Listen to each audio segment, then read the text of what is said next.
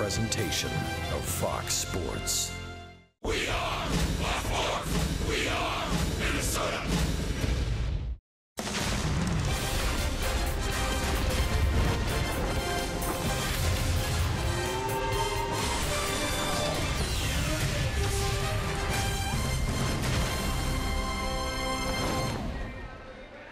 Still cloudy skies in Minneapolis, but no rain. We had a little mist about a half an hour ago, but we should be good to go to play 2 games of baseball this afternoon and this evening at Target Field.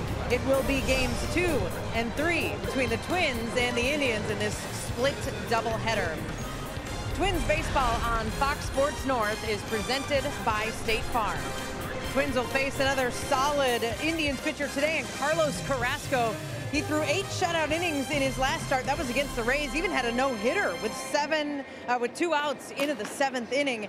Kyle Gibson has had short starts in each of his last 2, so he'll try to stretch things out a little bit more as he gets the start in Game 1. We welcome you this afternoon to Target Field. I'm Marnie Gellner. The Indians are the defending American League champions. They've been playing like it lately, and they've really been playing like it at Target Field. All 8 games this season have gone to the Indians, and if you go back to last season, it's 9 consecutive wins here in Minneapolis, and the Indians have been dominating the Twins with their bats, with their pitching, with 18 home runs, and 5 of those came on Monday. Paul Molitor said, "We've seen how potent this team can be, solid offensively and a potent pitching staff," and Molitor said, "We know we have to play good baseball in order to beat these guys." They'll try to do that today with the first of 2 in a split doubleheader. Dick and Bert are coming up next on how the Twins can try to even up the Indians right after this.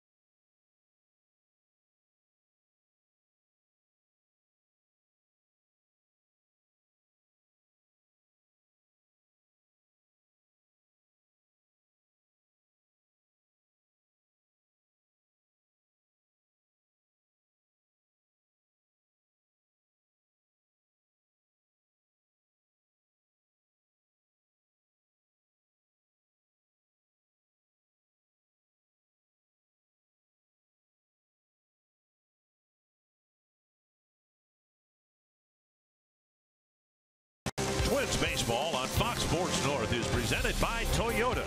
The national clearance event is going on now. Toyota, let's go places. By CenturyLink, connecting you to the power of the digital world. By Sanford Orthopedics and Sports Medicine, for the everyday competitor in all of us. and by Dodge. Join the Brotherhood of Music at the Dodge Summer Clearance event going on now. We've got two games for you today between the Cleveland Indians and the Minnesota Twins, a split doubleheader in the summer months. Eddie Rosario has been Minnesota's most reliable hitter. He's been hitting for power, he's been hitting for average, and we expect he'll be in the lineup for both games here tonight. And we welcome you to Target Field. It is a split doubleheader, noon and 6. Both games will be on TV, and the Twins are hoping to get a sweep of the Cleveland Indians, and they're hoping to get continued production from their center fielder, Byron Buxton. Well, you know, there's so much hype about Byron Buxton over the years. This is the Byron Buxton we're starting to see that will continue his career in a Twins uniform.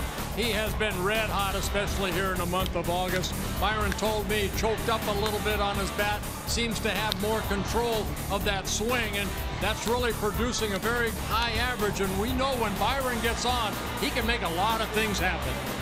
The Cleveland Indians seem to be putting it together at the right time, and their big bat, the free agent signee, Edwin Encarnacion, is really swinging it. Yeah, 5 home runs over the last 5 ball games. Kyle Gibson have to be very careful with this lineup for Cleveland. They have some good numbers against Kyle, but one guy that can hurt you quickly, and that's Encarnacion. Today, the Twins will play their 5th doubleheader. They really need a good day against the Indians, and they need a good start in Game 1 from Kyle Gibson.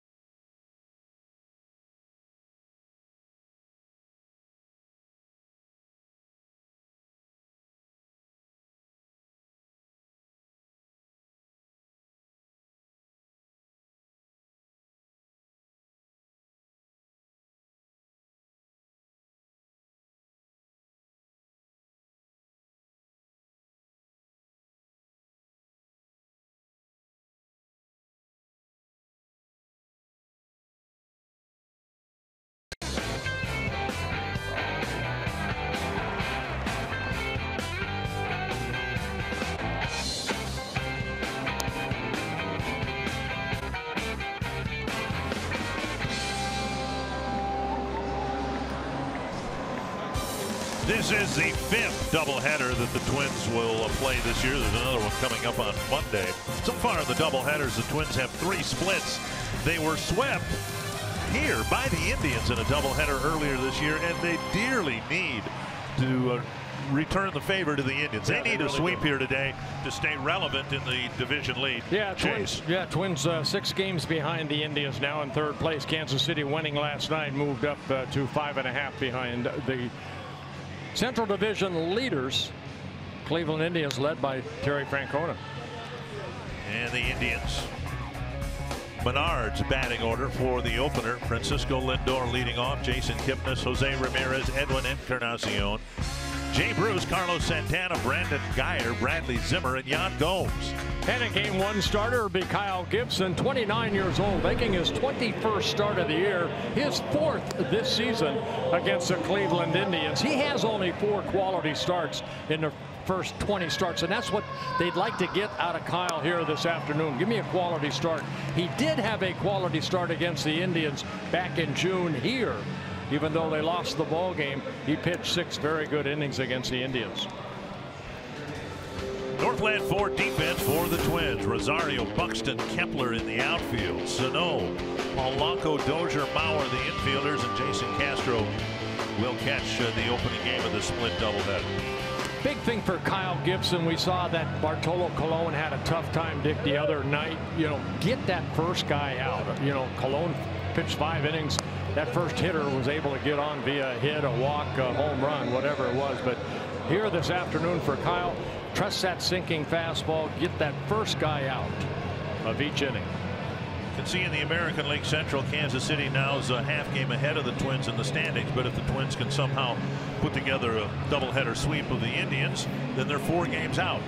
And if they split, of course, they're just treading water 6 games back. You'd like to keep all your options open for getting into the postseason as late as you can into the season. You don't want to surrender hopes of winning the division title, and that's why today's doubleheader is so important. Here's Lindor leading things off. 9 for 18 against Kyle Gibson in his career. And he takes outside, ball 1. As I mentioned in the open, Dick, there are some hitters for the Indians have very good numbers against Kyle in his career. 2 wins, 5 losses against the Indians, but an ERA at 5.75. Swing and a miss.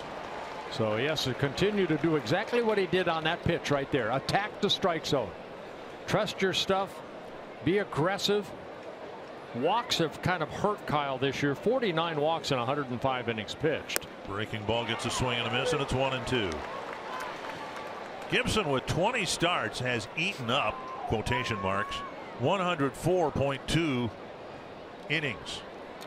And that's just over 5 innings per start. And the Twins are in a situation now, really for the rest of the season, but particularly today, they need innings, good innings from Kyle Gibson. They've got a rookie making his major league debut, Aaron Slager's in the nightcap. 1-2 to Lindor. Kipnis and Ramirez will follow. Breaking ball hit right off the end of the bat, and it will barely stay foul. And Sano lunges across the line to keep it foul. Not like a cue ball right there. Just kept spinning into foul territory right off the end of the bat, as you mentioned. What Gibson needs too is some quick outs. You can see that ball right off the end of the bat. Does roll foul. Keep that pitch count down to a minimum if you can, especially the first 3 innings. And you do that typically by throwing strikes. You've got to get ahead, stay ahead.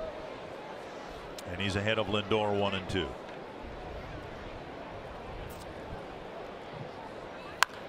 On the ground, past Dozier into right field for a base hit.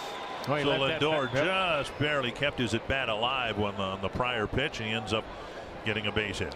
Yeah, when you're a sinker slider type pitcher, when you leave that ball up, you're not going to have a lot of success. And right there you can see they want that ball up, but Lindor just hitting it sharply past the diving Dozier, and he's at first base. A base stealing threat at first, and Jason Kipnis has also got pretty good numbers against Kyle Gibson. Yeah, Kyle is very quick home, so he kind of eliminates a lot of stolen bases. There's only been 1 against him in 4 tries. Down and away, ball 1. And what he has been able to do over his career, get that ground ball on that sinking fastball, get some double plays turned behind him. He leads the Twin staff getting 15 double plays behind him.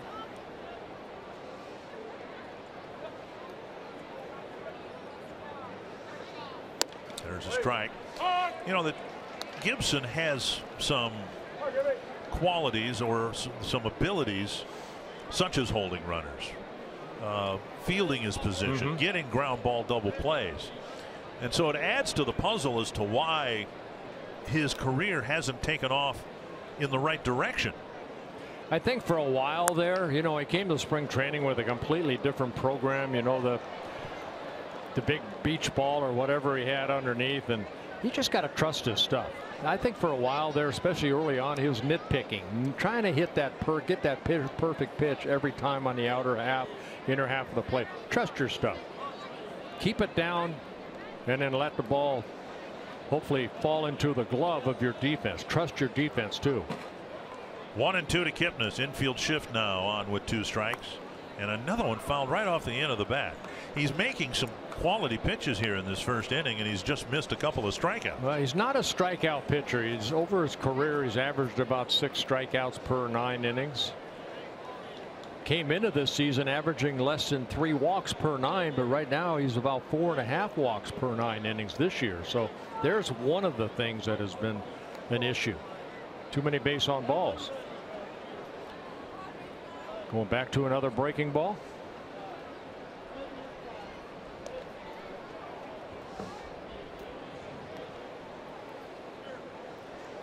One and 2 to Kipnis. 9 hits, 20 at bats against Gibson.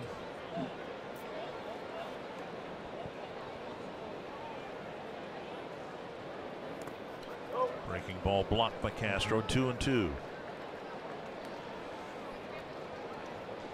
You know, when you're struggling like Gibson has, you try to invent pitches too. You know, he has that curveball. He's throwing more curveballs so far in this ball game than the slider. But you have to trust that 2-seam fastball down and away. Easier for me to say than to try to do it. He has moved over on the pitching rubber too, more of the middle part of the pitching rubber. High and tight. Now it's a full count. Now, Kyle used to always be on that first base side of the pitching rubber. Now he's more the middle part, trying to maybe get a little more drive off of that pitching rubber. You see the angle that his right foot is into that rubber. See if Lindor takes off here. And they throw over, anticipating he'll be doing just that. Yeah, Lindor 8 stolen bases in 9 attempts.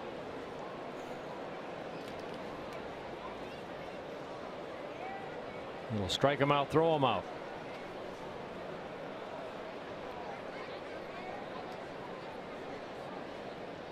Three and 2. Runner doesn't go, and the pitch looped to left. And Lindor jogs to second base. So Kipnis and Lindor both extend at bats and end up with base hits, first and second, nobody out. Now we saw Lindor get a high fastball and get it past Dozier right here. Another high fastball that Kipnis just kind of slaps the other way. And now Jose Ramirez. See, Kyle's already thrown 13 pitches to 2 batters. When you're a sinker slider, that's not good. And hasn't gotten an out. 9 have been strikes. But now Ramirez with 2 on and nobody out. Blocked by Castro, ball 1. And this guy right here, Ramirez, a good young player for the Indians. 6th in the American League in hitting at .308. He has 38 doubles. That's tied in the American League for most doubles. Switch hitting infielder, hitting over 300 from both sides of the plate. Right off the end of the bat, Sano bare hands, juggles it, can't make the play. A spinning ground ball. It's the 3rd one hit off the end of the bat in this inning. The other 2 were foul balls, and that one was spinning, and Sano tried to barehand it, and it spun right out of his grip. Well, it'll be an error given to Sano, but all that rotation of that ball, as we see it again right off the end of the bat, creates a lot of spins. Look, he ripped the baseball. Yep, yep. He cut the baseball with the end of his bat. Yep. But an error will be charged to Sano. So Gibson's running into some tough luck here, because he's had 3 swings that have resulted in the ball hitting off the end of the bat, and the end result is the bases loaded, nobody out for Edwin Encarnacion. 6 for 15 with 3 home runs against Kyle Gibson, and Gibson needs some good fortune here early in his afternoon start. Breaking ball missed. Ball 1. When you're facing a guy that has been red hot, especially he has enjoyed hitting here at Target Field.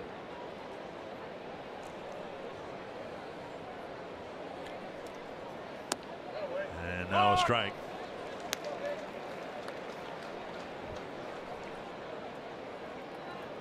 '18th pitch of the inning. 17 pitches so far, 11 strikes. Good strike percentage, but a real mess to get this game started.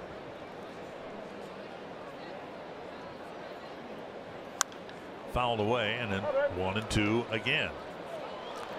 Got ahead of Lindor, 1-2, Kipnis 1-2, and now 1-2 to Encarnacion. Yeah, you know, he has 5 home runs this year against the Twins, and they've all been here at Target Field, and you can see he's hit 12 overall. Yeah, he and Bautista are split up now. They're not on the same team, but they're still both hitting a lot of home runs here. Soft liner caught. There'll only be 1 out, but finally a good break for Gibson as he gets an out. And now maybe he can get Bruce to hit a ground ball at somebody and get out of this. Yeah, that looked like a fastball, had some run on it, kind of came in on Encarnacion, and he kind of got jammed right there. So good first out for Gibson. Take a look at the pitch. You see the movement, and hit softly to Polanco for that first out. Here's Bruce. He's changed teams and leagues and given the Indians a bit of a boost.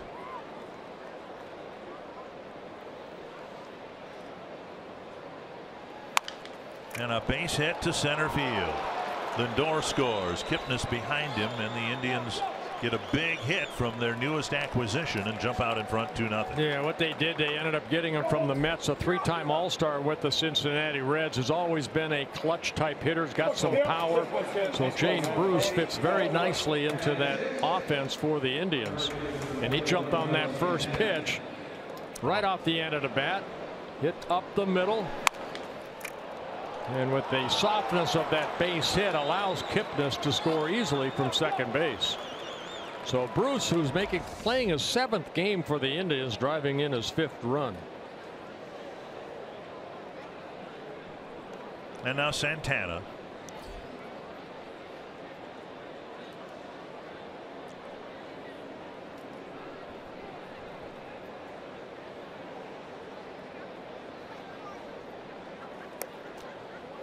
Breaking ball, missing, ball 1.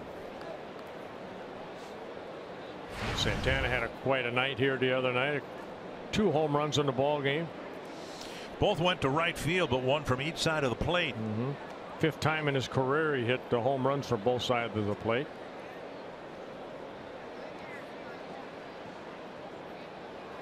Swing and a miss on a changeup.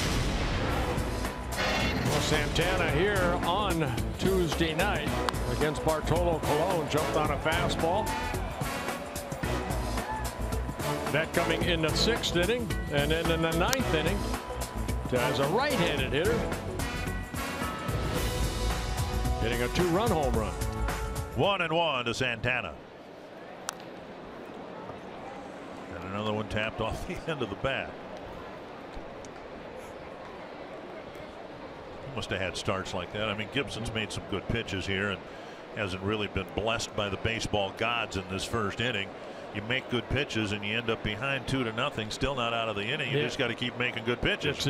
That's your mindset. It has to be. Just, you know, hopefully one of these balls will be hit sharply to your infielder and maybe turn a double play, get you out of this inning. Inside move, checking Ramirez at second base.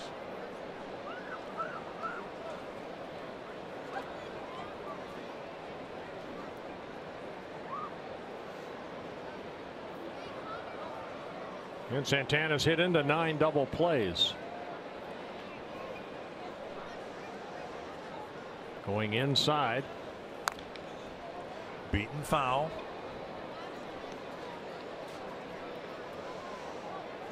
This will be the 25th pitch of the inning.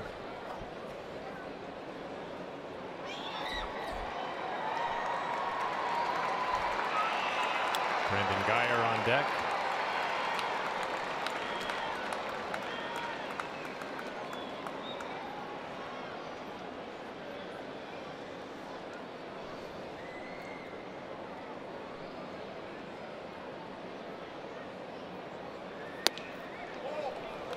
Fastball upstairs, 2-2.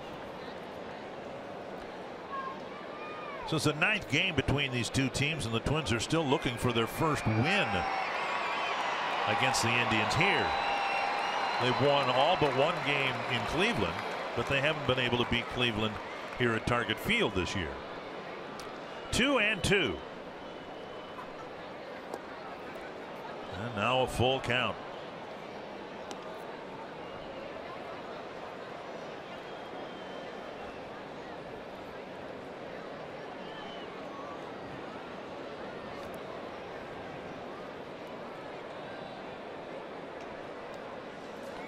Not exactly what Neil Allen wanted, with a rookie pitcher Aaron Slager's set to start the nightcap at 6 o'clock tonight. Full count with one down.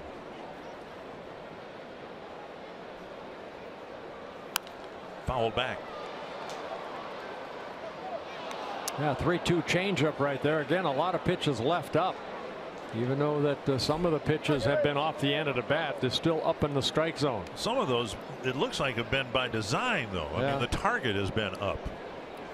Well, that's tough to pitch when you're a sinker slider pitcher, to pitch up in the zone. So I don't know their game plan, but right now we have seen, especially with Lindor and Kipnis, high fastballs that they slapped into past the infield. Fly ball left field, looks harmless enough. Another long at bat, and that's out number 2. That'll bring up Geyer.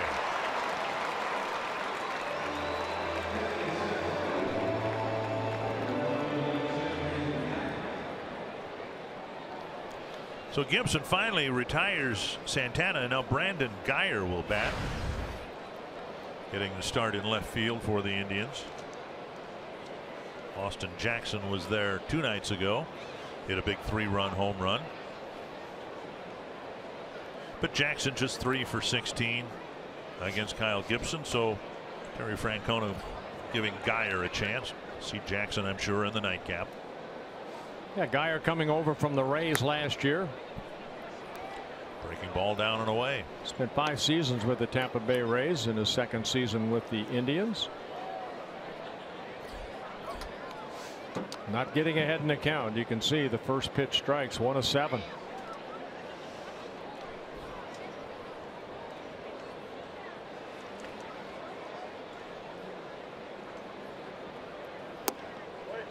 And a breaking ball for a strike, 1-1.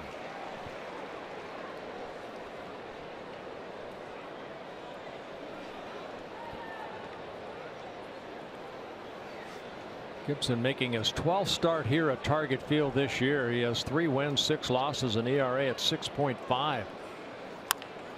Up the middle near the bag. Dozier will go to the bag and end the inning. Finally, a little bit of good fortune for Gibson. That ball looked like it could have hit the second base bag.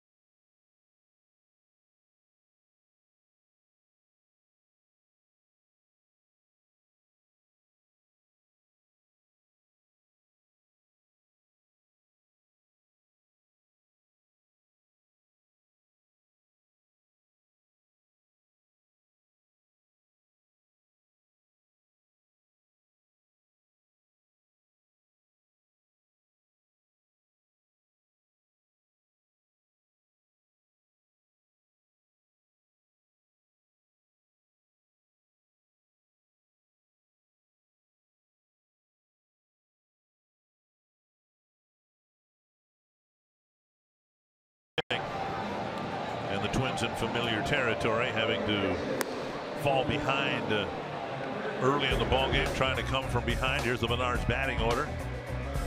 For the opener of the split doubleheader, Brian Dozier, followed by Max Kepler, then Joe Mauer, Miguel Sano, Eddie Rosario, Eduardo Escobar, Byron Buxton, Jorge Polanco, and Jason Castro. And on the mound this afternoon in game one, it'll be Carlos Carrasco, making his 24th start of the year. He's been healthy all season long. He's had some injuries over the last couple of years, but he has had a very, very solid season, looking for his 12th win. His second start against the Twins, the other start back in June, he ended up winning and beating the Twins 8-1. He worked into the 7th inning. And Dozier will lead things off. Not hitting for much of an average, but he does have 3 home runs against Carrasco. What we saw the other night with Salazar on the mound. First pitch breaking ball off the plate. We'll see if Carrasco challenges Dozier with a fastball. He does, right down the middle for a strike.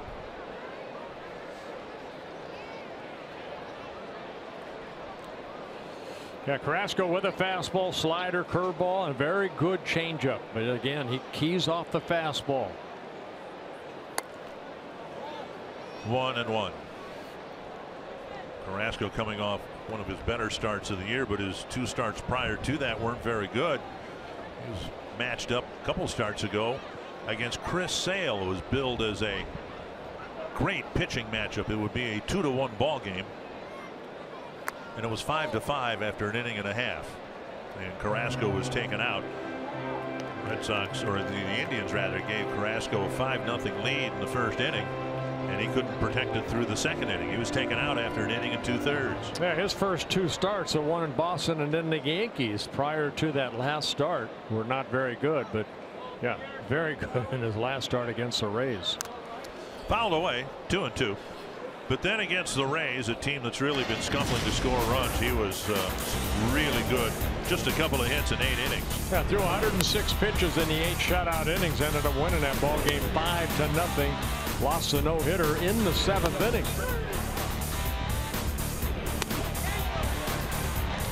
Ten strikeouts in that ball game. Dozier with a 2-2 count. Pull shift on in the infield for Dozier.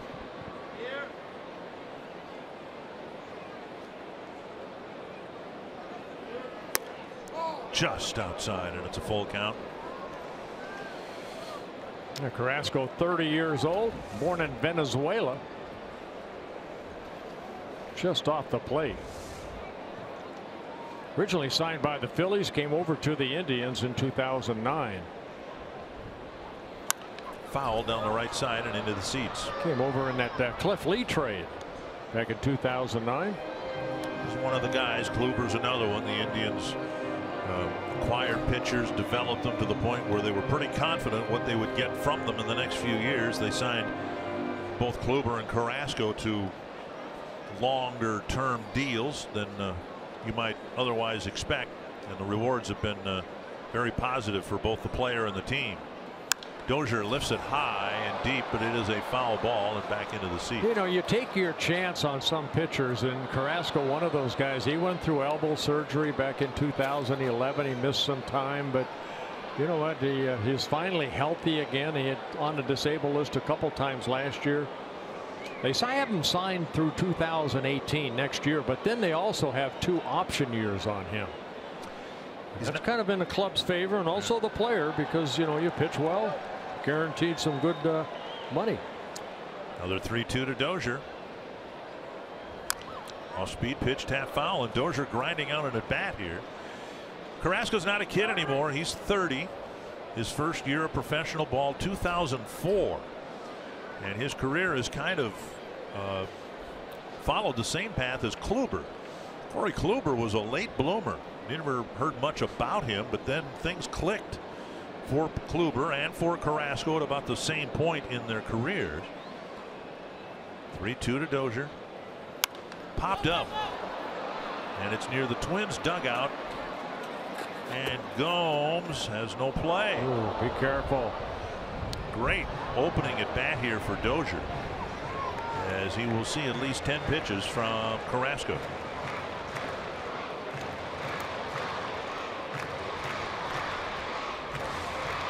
Take a look at the 10 different pitches that Dozier has seen. Or 9. This will be number 10. Gibson threw 33 pitches in the first inning. See if Dozier can get the payoff at the end of a long at bat. That's a good plate appearance for Brian Dozier as he draws a leadoff walk.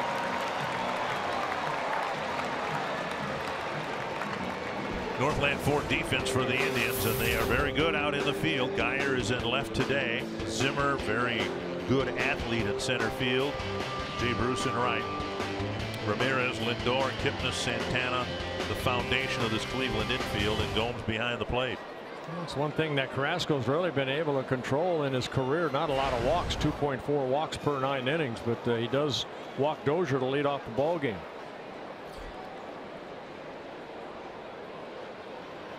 Kepler takes a strike down and away.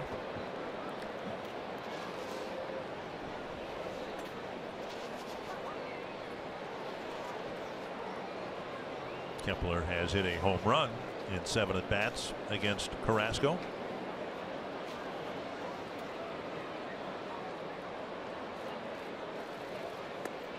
And Kepler takes. When this lineup has had its best games and has scored its most runs, it's been because of at bats like Dozier, when the team has accumulated a bunch of walks. Now Carrasco not one to typically walk a bunch of people, but I'd like to take advantage of Dozier's patience and ability to foul off some 2-strike pitches here and at least get one back. 1-1 to Max Kepler.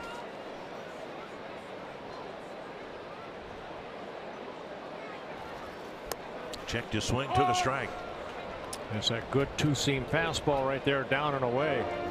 Carrasco's had 11 double plays turned behind him and been very tough to run against, like Brian Dozier has 11 stolen bases. There's only been 2 successful steals against Carrasco on the mound in 10 attempts.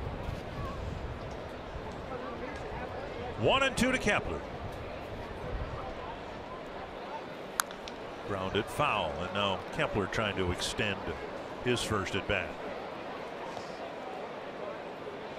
Mentioned the Twins have played 4 doubleheaders already this year. They split a doubleheader here with the Rockies. They split one against the Royals, both here and in Kansas City, and they were swept in a doubleheader here earlier by the Indians.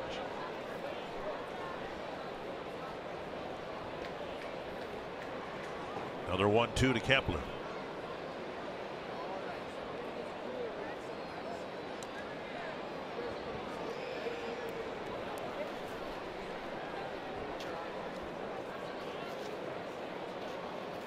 I think what makes it tough to run against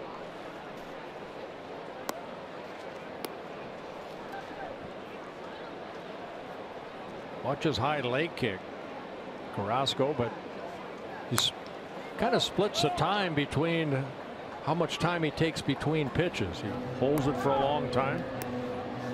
Another 2-strike foul off the leg of Kepler. 15 pitches for Carrasco. He still doesn't have an out.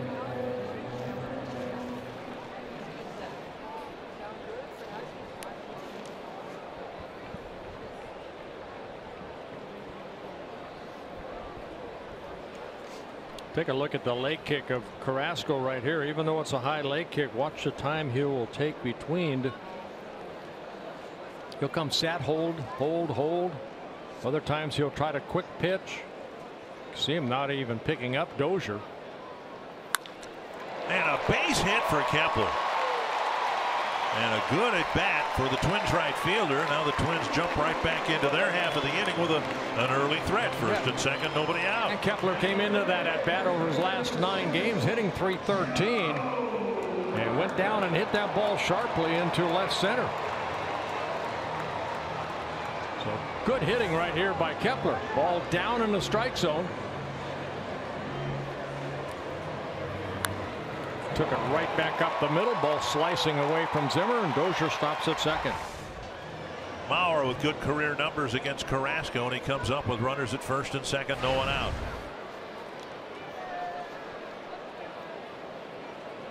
Mauer 11 for 25 with a home run, but Carrasco struck him out 8 times. Outside, ball 1.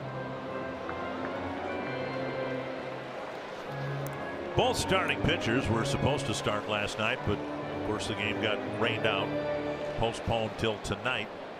They made the right call, by the way. Once it started raining, it didn't stop till the morning hours.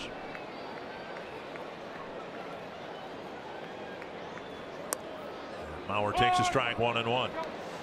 Twins have had some success against Carrasco. 13 starts. Twins are, he is 3-6 against the Twins. ERA about 4.5.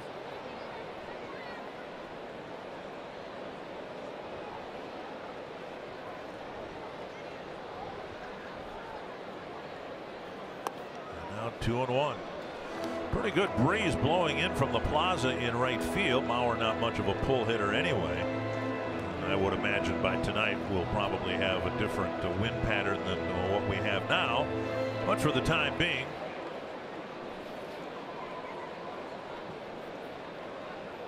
left-handed hitters would be pulling the ball into a bit of a breeze. 2-1 to Mauer. 3-1 with Sano on deck.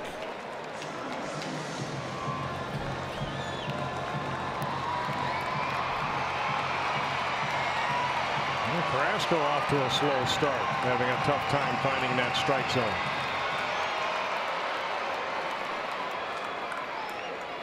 Usually really good with his control, but Dozier wore him down for a leadoff walk, and now he's in danger of filling the bases with another one.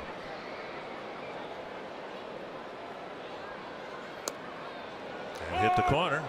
Fastball to fill the count. Down a couple runs, left-handed batter up. A lot of reasons why you wouldn't send the runners here, I would think.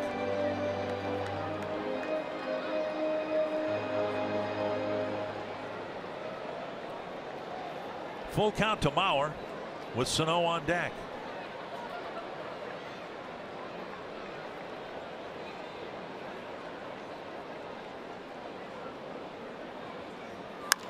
Base hit left field. Dozier to third, he'll be held. And the Indians had a bases loaded, nobody out situation in the top of this inning. And now the Twins fill them up with no one out in the bottom. Typical Joe Mauer hit. He continues to just take that pitch the other way throughout his career. Good piece of hitting right there by Joe. 3-2 fastball away. Middle in, but Joe waits back so well. Lets that ball get deep into the zone and slaps it through the infield to left field. Mickey Callaway with a first inning trip to the mound, and let's go to Marty Gelder. We'll look now at our car scoop from the clubhouse, including today. The Twins play 7 games in 5 days, so it makes it a little tough to figure out the starting rotation. And the Twins have not said yet who will be starting either game of the doubleheader Monday in Chicago. But Paul Molitor said today there are several minor league candidates and possibly Dylan G. But Adalberto Mejia is not a candidate for Monday. He hasn't thrown a ball since going on the DL last week with a sore arm. And Aaron Slegers, he'll get the start game 2. It's his MLB debut. He's in the clubhouse now, Dickenberg, getting ready to make his debut. And he will be the 32nd pitcher used by the Twins this year. Big first inning at bat for the big man. Sano with the bases loaded and nobody out. Breaking ball, and he gets a swing and a miss.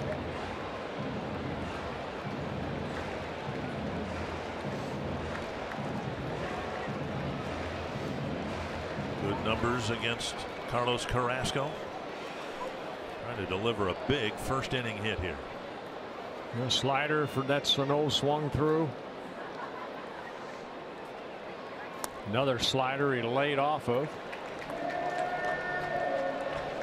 I'll imagine somewhere in the midst of the visit that Mickey Callaway had with Carrasco, the discussion was the pitch sequence to Sano, what you should try to do to get him out. 1-1. Checked his swing and took ball 2. Now 3 straight sliders. Of course, that's a pitch we see Sano swing through a lot, especially with 2 strikes.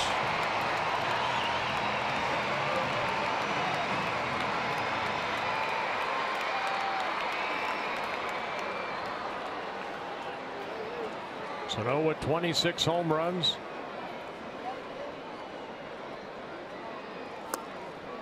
Takes a strike, got a fastball, and took it down and away, 2-2. Maybe looking another slider, but took the fastball outer half. Well, you can see that Gomes wants that fastball in. And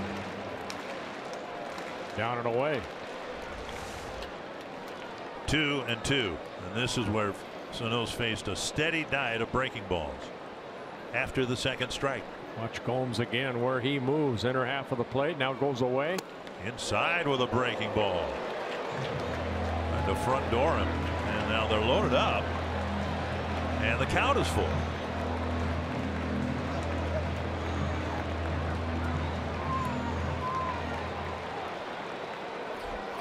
Rosario on deck.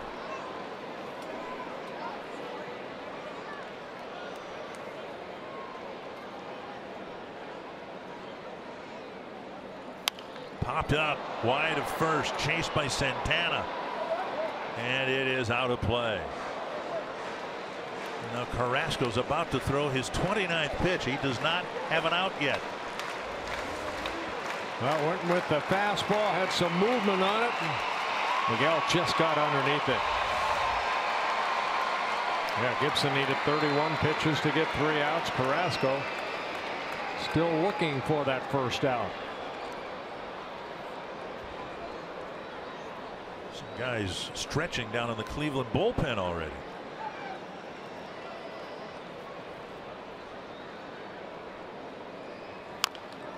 Another foul. Well, as frustrating as the top of the inning was for Kyle Gibson, Carrasco might be outdoing him in terms of frustration and the number of pitches thrown. Twins still looking up at a 2-0 score. Pitch number 30 in the bottom of the inning.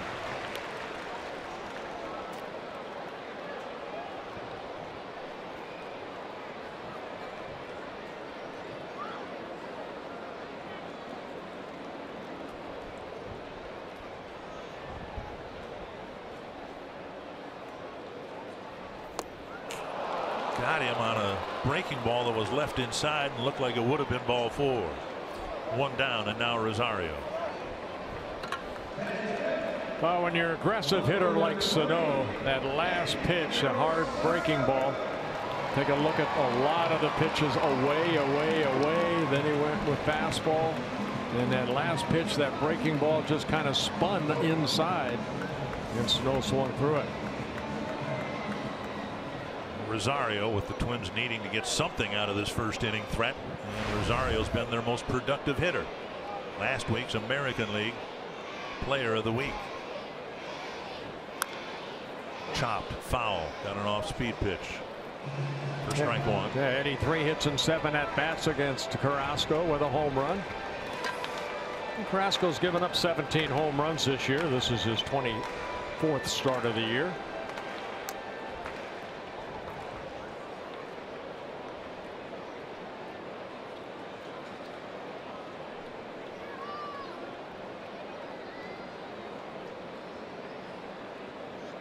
One strike to Rosario.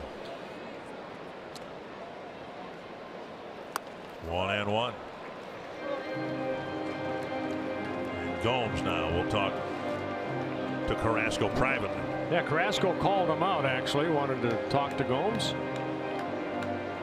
Maybe didn't like that pitch selection. Rosario, can see how he has fared over the last 9 ball games. 5 home runs, hitting over 400, then driving in runs. You got a chance here to drive in some more. And it's not just the home runs, it's the doubles too. 25 of them, 2 triples, 16 home runs, 43 extra base hits, and 371 at bats. And boy, would the Twins love to get one here. Lifted deep to left, a little twist foul. 1-2.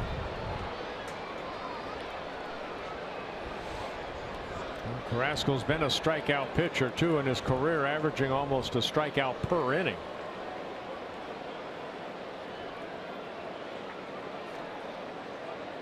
And he already has one, so he doesn't need a second. He got Sano. Now he's ahead of Rosario. 2-2. I think we've established neither you nor I are superstitious as broadcasters, right? So I can go ahead and mention that Rosario's not as strikeout prone as many would think. He has 75 and 371 at bats, and in this day and age, that's a good number. It's not bad. 2-2 now with the bases full. And he fought that and all. Yeah, that's what you just need here. Good contact. Well, we saw it work in the top half of this inning, right? Just some fouls off end of bats, keeping the at bat alive, and then a base hit.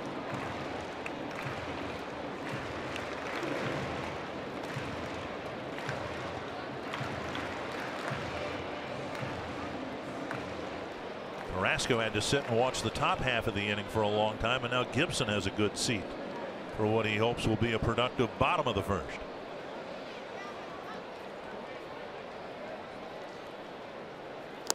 Another breaking ball, got another swing and a miss. 2 down.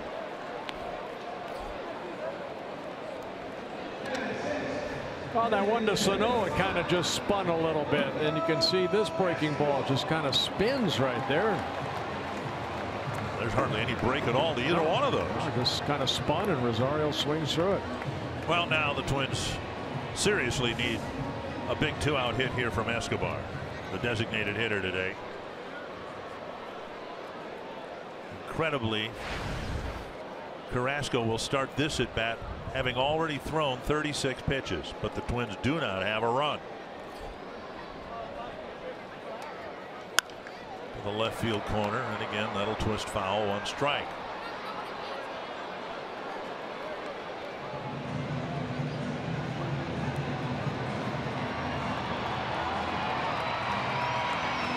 This was intended to be a split doubleheader. We might run the second game right after the first one. I was just thinking that.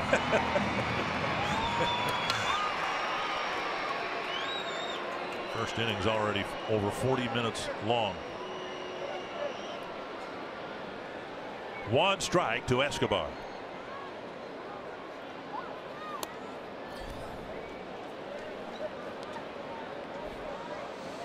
Yeah, Carrasco threw 106 pitches in 8 shutout innings in his last start. He might have that here in the first.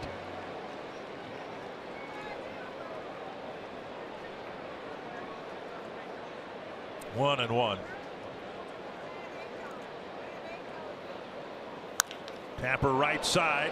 Santana has it, and somehow Carrasco survives a terrible first inning, keeping a 2-0 lead, throwing nearly 40 pitches.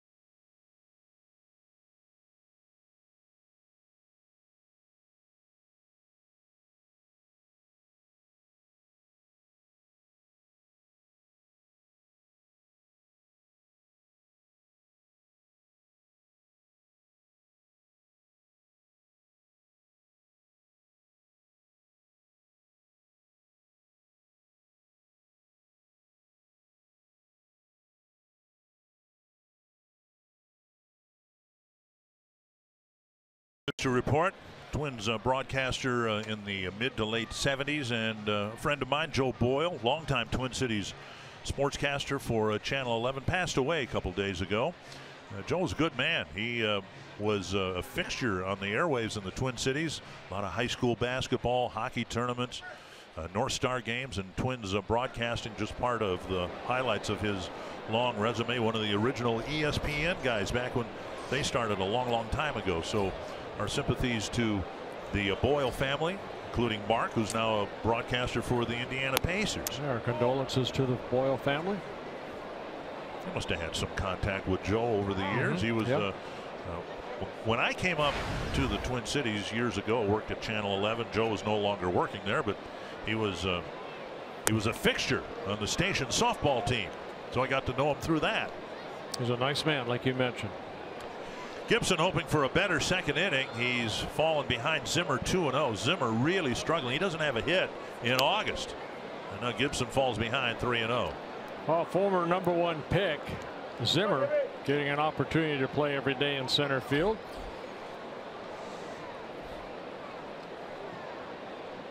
Big lanky young man, 24 years old, at 6'5". 180 pounds. Got some speed. Gets on base. He can create some havoc. Change up out in front, 3-2. And of course, Twins fans know all too well about rookies come up and they might make a big splash early and then they go through some tough spots. Well, this has been a tough spot now for Zimmer. Gibson's come back from 3-0 to make it 3-2. And a changeup got him. And Zimmer strikes out again. Gibson in danger of walking him, and he came back to strike him out, 1 down. Yeah, Kyle picking up his first strikeout. Zimmer now 0 for his last 34.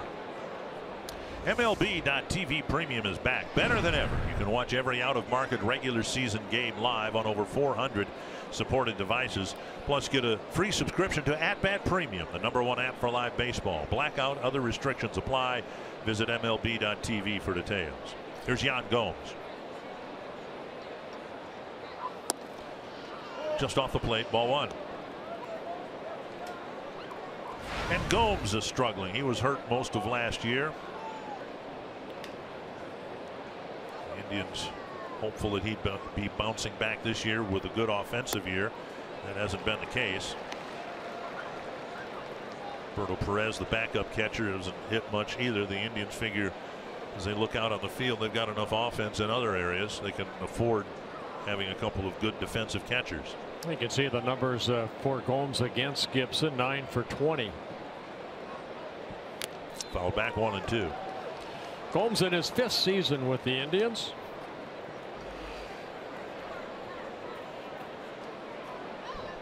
While he was hurt last year, you see Lindor in the on-deck circle.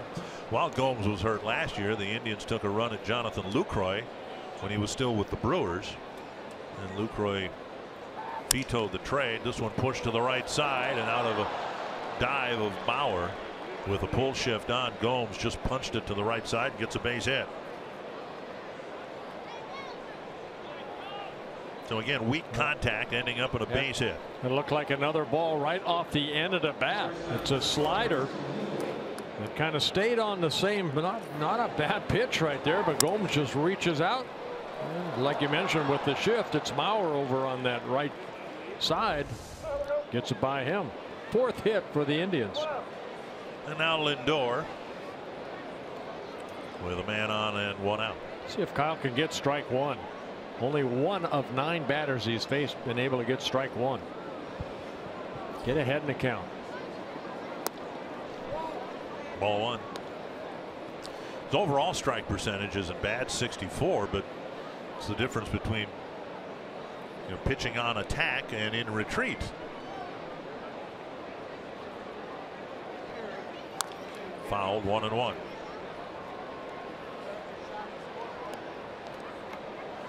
Seen here in the first inning.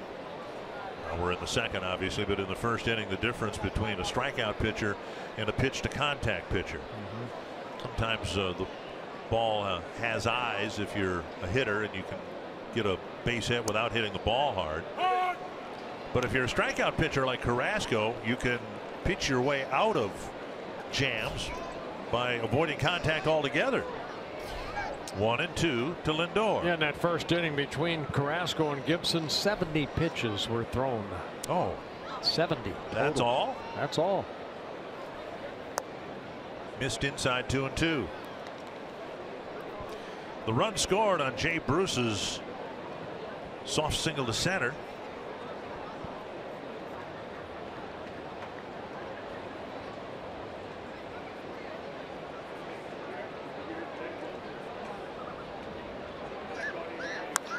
Hook foul, off speed pitch.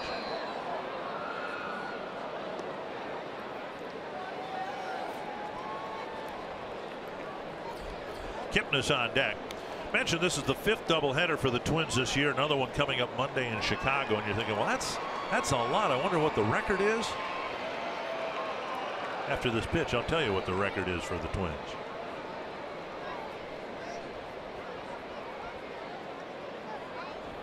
That's to the backstop, and Gomes will go to second. The count now 3 and 2, and the ball looked like it skipped right under Castro's glove.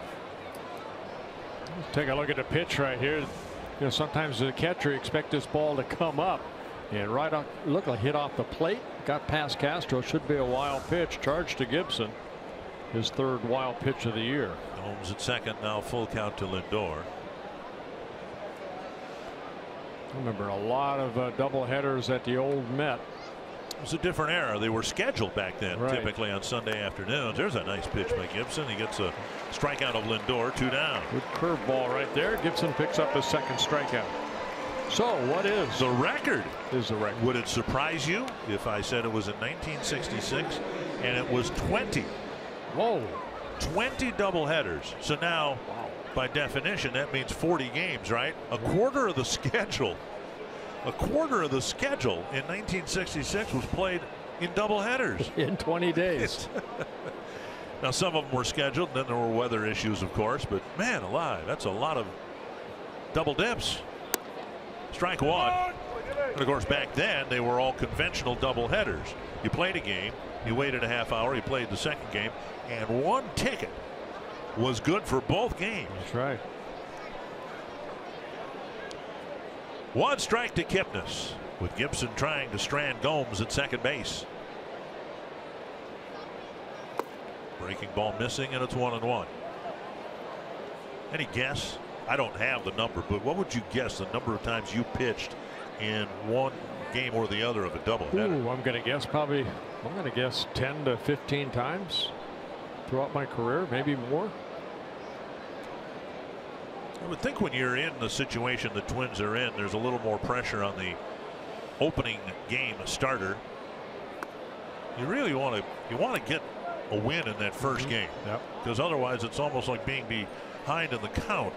You know, you're already behind on the day, and you need to win the nightcap to just get out of there with a split. And I always wanted to pitch the first game. Yeah, a couple of reasons why, because you want to, you want to get that first win, but also you don't want to sit around for 2 hours, 3 hours, wait for the first game to all of a sudden have to hurry to get ready for the second game. Buxton closing fast, not much he can do about it. Here's his throw to the plate, not in time, and the Indians get another flare for a base hit, and it's 3-0. Another pitch looked like it was up to Kipnis, and he fought it off, picks up his 28th RBI of the year on his second hit. That's another thing we've talked about. When you, with 2 outs, of course, Gomes is able to lead with the crack of the bat. And he scores. But when you get soft contact on a pitch left up, that's going to happen. You're going to get bloops in for base hits, and soft contact on a pitch down around the knees usually is a 3-hopper someplace. So Gibson's given up some of those soft line drives for hits, and he trails 3-0. Down and in, ball 1.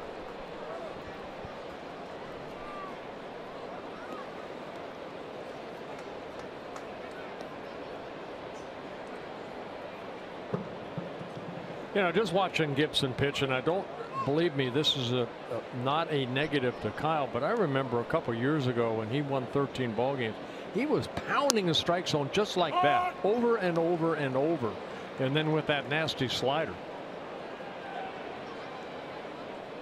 And you see it from time to time. That's what is his bread and butter, working the corners, getting some movement on that fastball.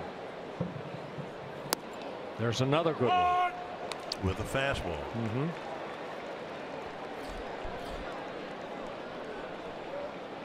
My goodness, 55 pitches thrown. 5 hits, 3 runs.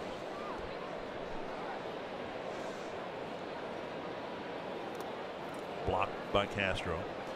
You look at the inning, and Gomes fooled on a pitch, and he hit it right off the end of the bat through the shift into right field.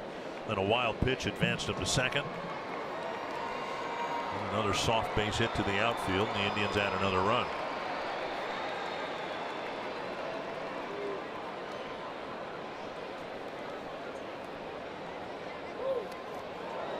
And that hit Ramirez around the wrist area, it looked like. Fastball. Terry Francona and the trainer come out. Ramirez came out of the box, but he got hit pretty good right there, just kind of hanging that right arm. And trying to go up in the zone, but at the hand of Ramirez. This is troublesome because you could make the point he's been their best hitter. Yes, he has. Hitting over 300 with power, hitting third for a reason. The Indians are already playing without Michael Brantley and Lonnie Chisenhall, a couple of other key guys, and Ramirez looks to be in serious pain.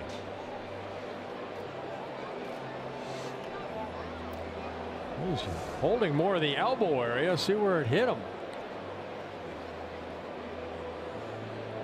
The wrist area, yeah. Where one would think there's a little more protection rather than around the hands, where there's just a layer of skin over a bone, but he's struggling. It is, incidentally, his throwing hand, which you get hit like that with a 90-mile-an-hour fastball, of course, probably the numbness. I think you can see the bruise or the welt already raised on his right wrist area, forearm area, and he's got to come out. Oh boy. The Indians cannot afford to lose this young man for any period of time. Take a look from the overhead view as to where the ball made contact.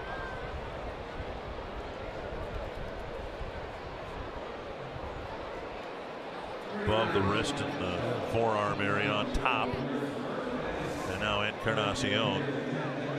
So we would imagine x-rays will be taken, and we hope they are negative. Urshela enters the game, and he'll stay in at third base.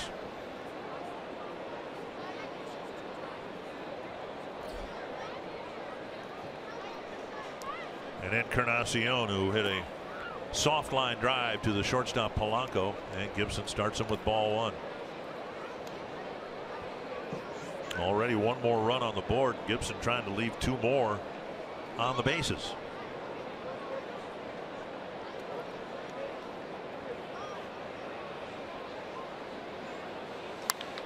Hit hard but foul.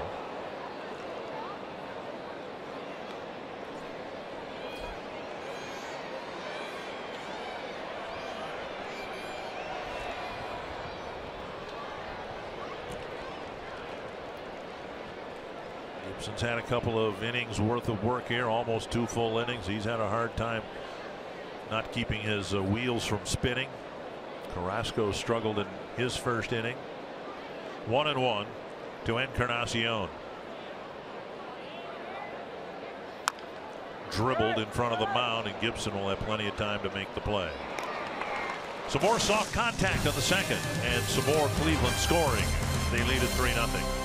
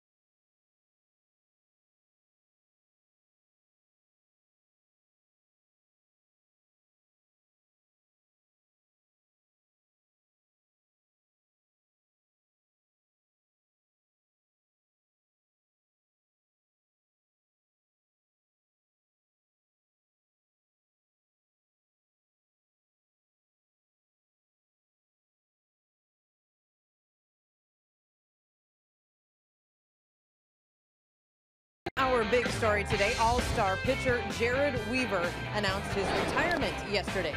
Weaver was winless with the Padres this season. He said his body is no longer allowing him to compete like he wants to. He made 9 starts this season, but he's been on the DL since May with a hip issue. Weaver pitched 11 years for the Angels, and he threw this no-hitter, the one you're looking at right there, in May against the Twins in 2012. Yeah, thank you, Marty. You know what? Congratulations to Jared Weaver finally saying, you know what, I gave it all I had. It's time to go do something else. And he had a nice career with the Angels and then ending it with the Padres.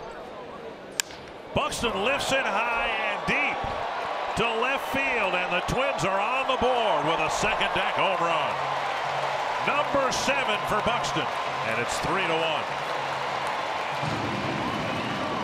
How about the way that Byron Buxton is starting to come alive and feel comfortable at the plate? Wow, he jumped on that first pitch, and just like that, Twins are down only a couple. 2 nights ago, he jumped on the first pitch and drove in the only Twins run of the ball game. Terrible location by Carrasco. Target was down and away. Anytime you see a catcher's glove move like that, it's almost never good. And here's Polanco. Yeah, I saw my catcher's glove move a lot. Good for Byron. Wonder whether the Tim Laudners of the world would go, oh, I'm not going to bother moving a glove because the ball's not going to miss the bat anyway, right? 1-0 to Polanco. That's when they drop the glove real quick and put their hands over their ears. 2-0. Again, Carrasco a few starts ago against the Red Sox with his mound opponent Chris Sale was handed a 5-0 lead and couldn't get out of the second inning. You know, it's 3-1, but he hasn't shown much command here at all, and he's already thrown 42 pitches.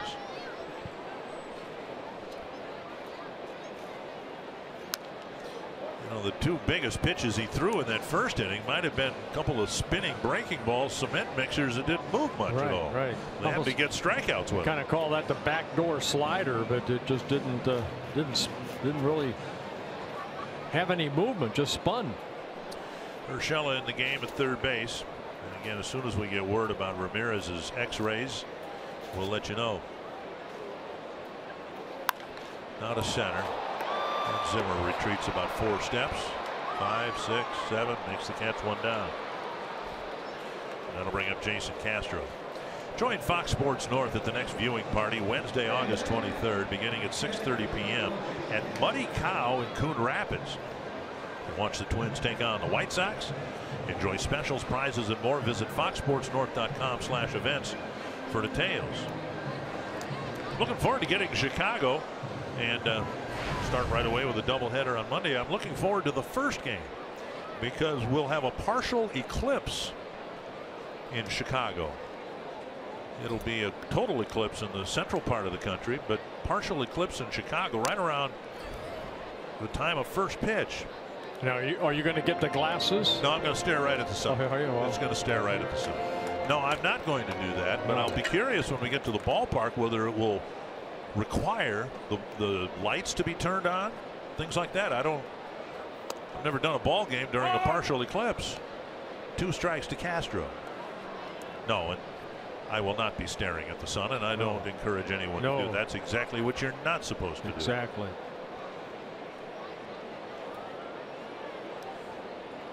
Two strikes to Castro. And Castro gone, and gone quickly. Well, you know what? It comes down to both these ball clubs, the Twins and the Indians, have played a total of 117 games. And you see where the starters rank for the Indians compared to the Twins. 51 wins, 44 for the Twins. Not bad. Look at their earned run average. The Twins have given a 1 more run. Quality starts. So that's what kind of brought my attention to this chart. 19 more quality starts by the staff of the Indians. They've averaged almost 6 innings an outing, where the Twins 5 1/3 as a starting staff. Dozier takes a breaking ball outside. And you think, well, it's only 2 outs, but it really puts pressure on that bullpen. Dozier had a long plate appearance, ended up with a walk in the first inning, but only made it as far as third base. You see Terry Francona is getting some information about Ramirez. Popped up right center field. Coming in is Bruce. A shorter inning for Carrasco, but the first pitch he threw was hammered into the second deck, and the Twins are on the board.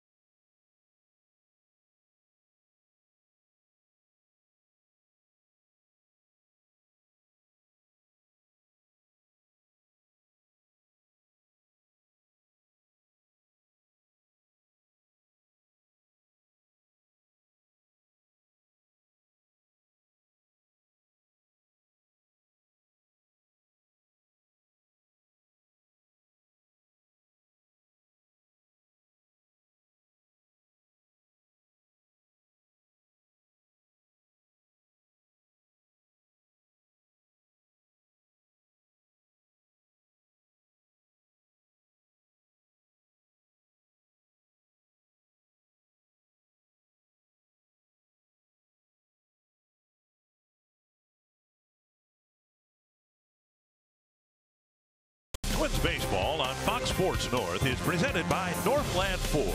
Visit buyfordnow.com and your local Northland Ford dealer today. By Grand Casino, the best stories start here. And by Menards. Save big money at Menards on all your home improvement needs. Zooming to the third inning, and Jay Bruce will lead things off. He dropped a 2-run single into center field his first time up. Bruce, Santana, and Geyer facing Kyle Gibson. Starts the inning with 68 pitches thrown. Excuse me, 60 pitches thrown. Yeah. Strike one, a first pitch strike to Jay Bruce.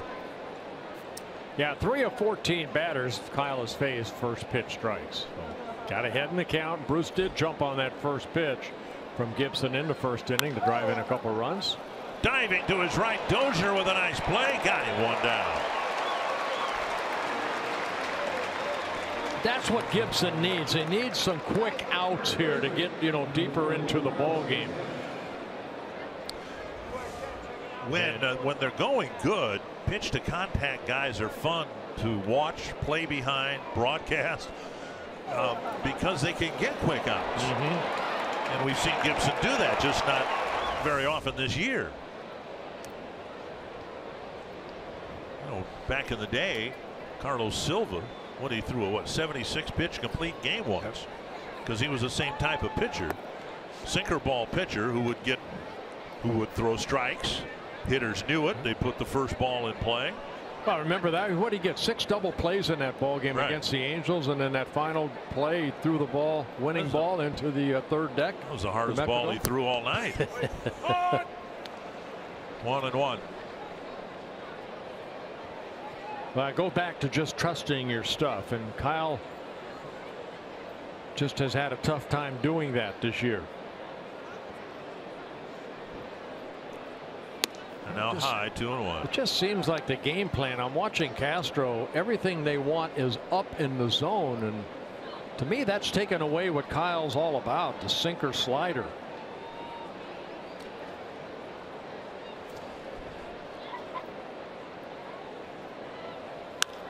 Fly ball left center field. Rosario gets under it. Makes the catch almost in front of Buxton. 2 down. Somewhere in target field there's Marty Gellner. We are taking a look, Dick, at our Sanford Health Injury Report. Glenn Perkins was activated today from the 60-day DL. It hasn't pitched in over a year since he had that shoulder surgery. Dietrich Enns was put on the 10-day DL with a sore shoulder. Said he just didn't feel right on his last couple of outings. It's called a shoulder strain for now. The guys, Glenn Perkins will certainly help in that bullpen. They need bodies right now. He'll be limited, though, for the time being, about 20 to 25 pitches while they kind of feel out how he's going to be pitching back in the big leagues. It'll be interesting to see when he makes his first appearance. I suspect it'll be sometime today. Gibson's pitch count is already up, and now another hit batter. This time Geyer, who's made a career out of being hit, is hit with 2 down. Second hit batsman for Gibson. He came into the ball game with only 2 hit batsmen in his first 20 starts. So running that fastball in on Geyer just kind of clipped him right here. Bottom of the elbow. The left elbow. Yep. Funny bone. If you've ever been hit there, you know there's nothing funny about it. No, not why they call it the funny bone if it hurts like that. 7th time this year that Geyer's been hit by a pitch.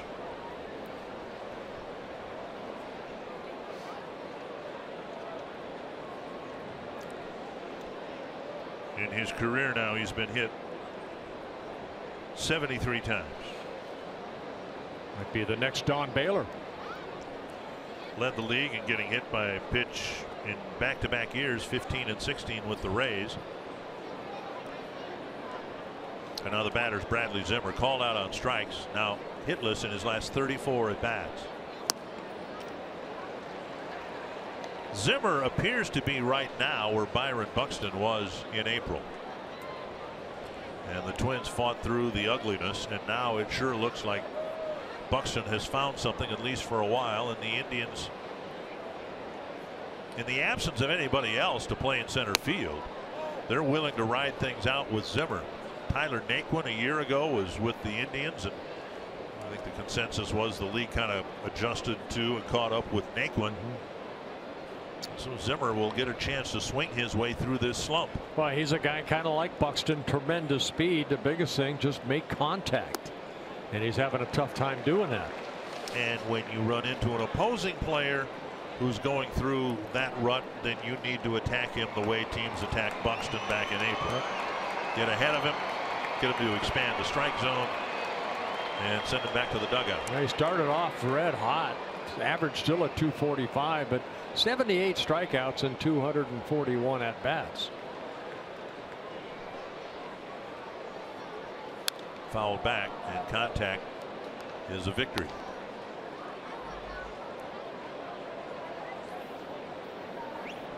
Well, like Buxton, a #1 pick, as I mentioned, his last at bat. Zimmer, Cleveland's #1 pick in 2014 out of the University of San Francisco.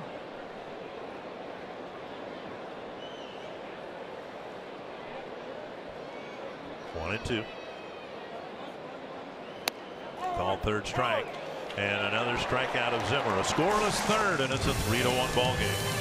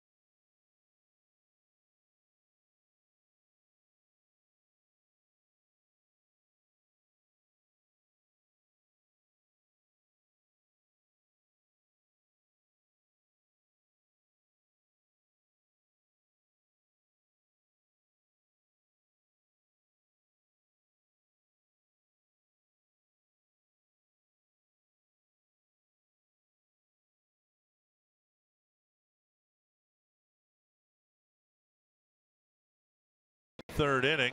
People around the ballpark still talking about Sano's great play here the other night in our State Farm combination. Wonderful play behind the bag.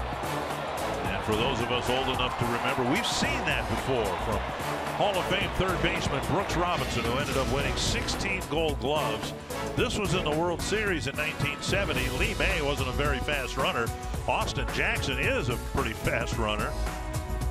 I faced Brooks Robinson many times when he was with the Orioles over the years, and he was fun to watch and got to know him through the Hall of Fame and then other events. Just a class man, but 16 Gold Gloves at third base. Just for a reference for Twins fans, Brooks Robinson was every bit as nice a man as Harmon Killebrew was. Exactly. And thankfully Brooks is still with us. 1-0 to Kepler, leading off the Twins third, and now 2-0. And as we pointed out last night, it's a very athletic play for Brooks Robinson to make or for Miguel Sano to make. But the biggest difference is the fact that Brooks played at 6'1", 180 pounds, and Sano's 100 pounds heavier than that.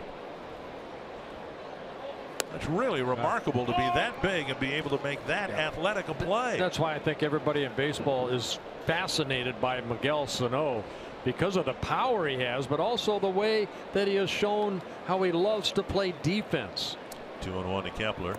And he, after the game, said, you know what, I want to play third base for the rest of my career. The assumption all along is that eventually he'll be a designated hitter with an intermediate stop maybe at first base, but he says, no, I love playing third base.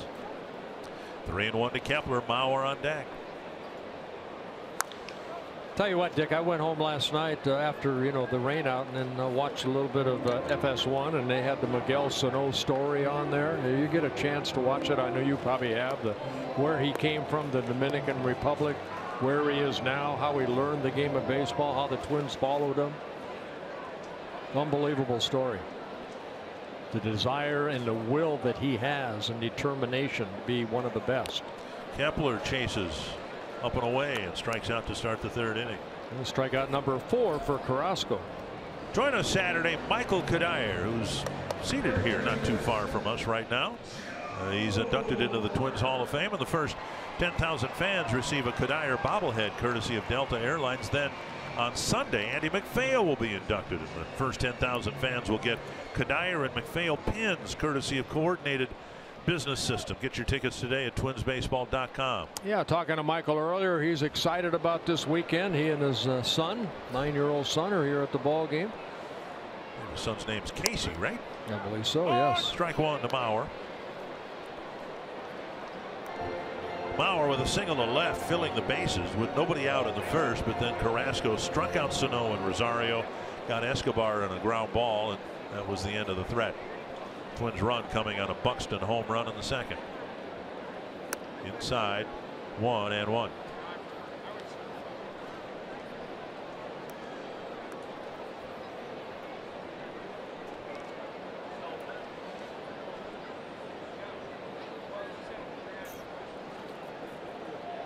Sun actually broke through a few minutes ago. We'll have splashes of sunshine. There's a strike called, and it's 1-2.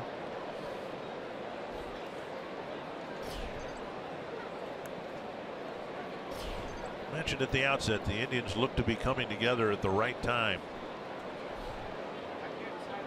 Everybody has a different idea as to when things should ratchet up for a championship ball club. Most people will tell you by the middle of August, you need to have your ducks in a row, as they say. Hopefully your better players are healthy and you get a little more focused.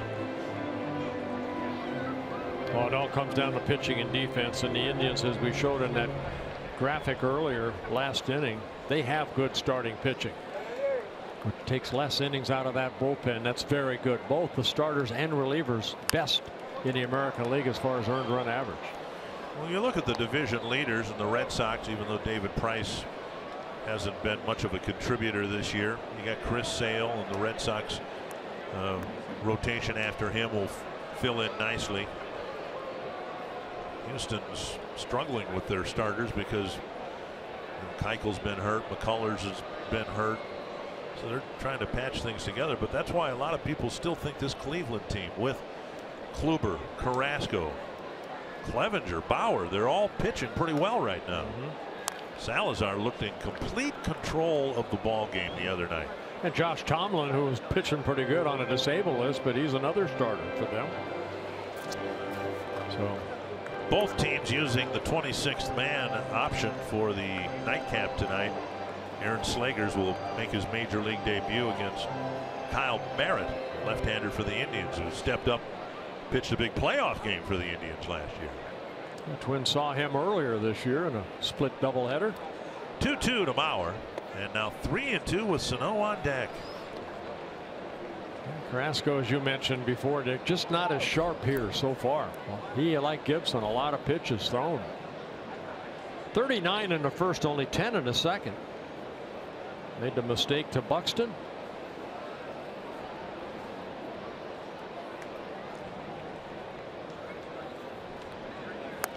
And another strikeout, this time of Mauer, 2 down. Yeah, changeup right there. So strikeout number 5. They took something off. Changeup down in the strike zone. Fox Tracks presented by Dodge. Bring up Sano, who struck out in a big spot. Twins had the bases loaded, their slugger at the plate, and Carrasco just threw him a front door breaking ball that just kind of spun there. And spinner, yeah. And Buxton, or Sano, pitch was actually inside. Would have been ball 4, but Sano swung as if he expected it to break, and it never really broke much for a strikeout. Tapped foul, 1 strike.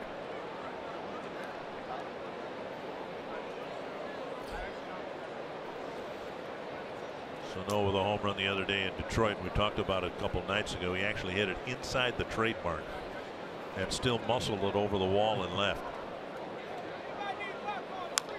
Another one beaten foul, 0-2.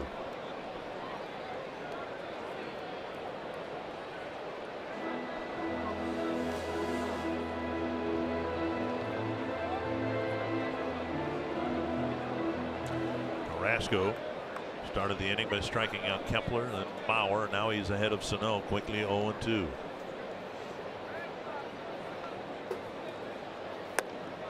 Another breaking ball taken for ball 1. And with all that power he has, come the strikeouts, 165. That's the most in the American League.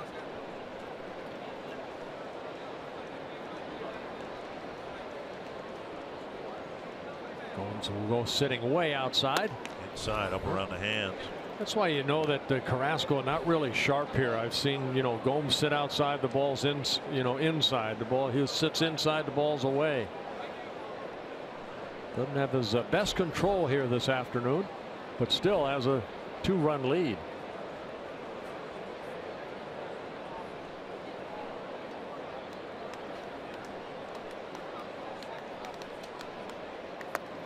Down and away, now 3-2.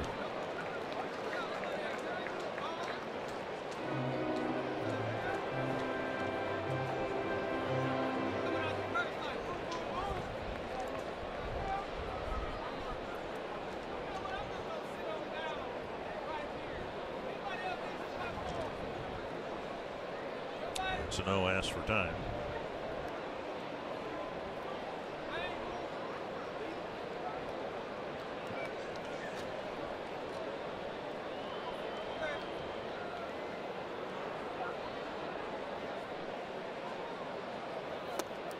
Another strikeout, another breaking ball, and Carrasco strikes out the side. You're watching Twins baseball presented by State Farm.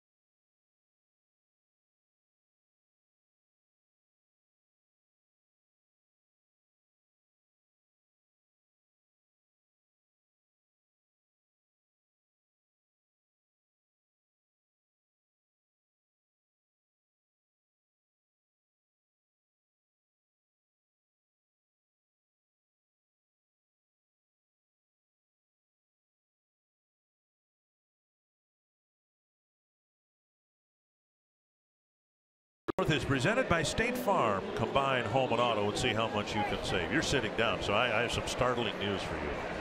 Yes, sir. Kevin, the head of our research department, you know Kevin, the really pale, balding guy who's the head of our research department. Yes. He looked up your career. You said you pitched in a doubleheader, you thought a dozen times. Yeah. Okay.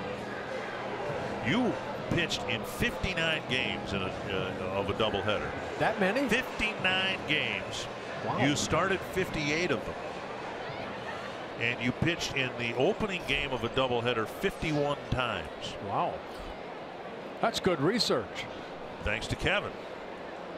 Kevin's really looking. These are great days for Kevin because Kevin probably didn't get to sleep last night at all. He was working on stuff for tonight's game. And now he'll have 3 hours roughly, or the way this game's going, maybe 27 minutes between games to get ready for the second game. And he'll sit at his computer and he'll come up with all sorts of nuggets for us. So if I pitched almost 700 games, which I started almost 700, so what, 59 of those? 59 games, 58 starts. Part of doubleheaders. You pitched out of the bullpen once in a doubleheader. I did.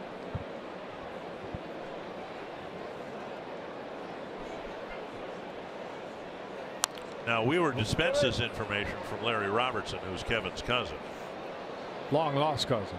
Well, Larry's lost in a lot of ways, but that's you thought it was 12 games, something like that. It felt like 12.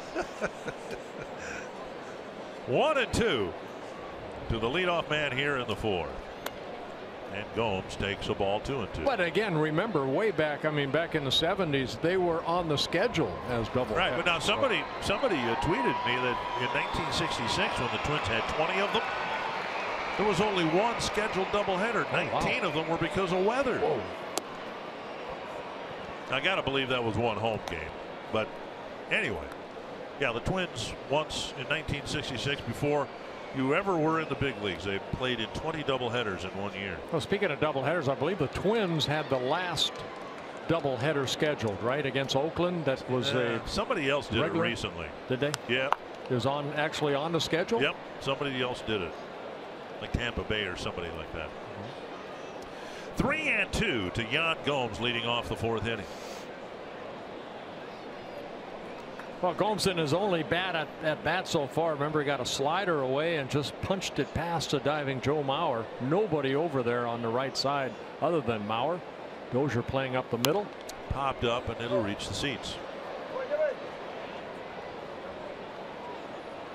And both starters, a lot of pitches.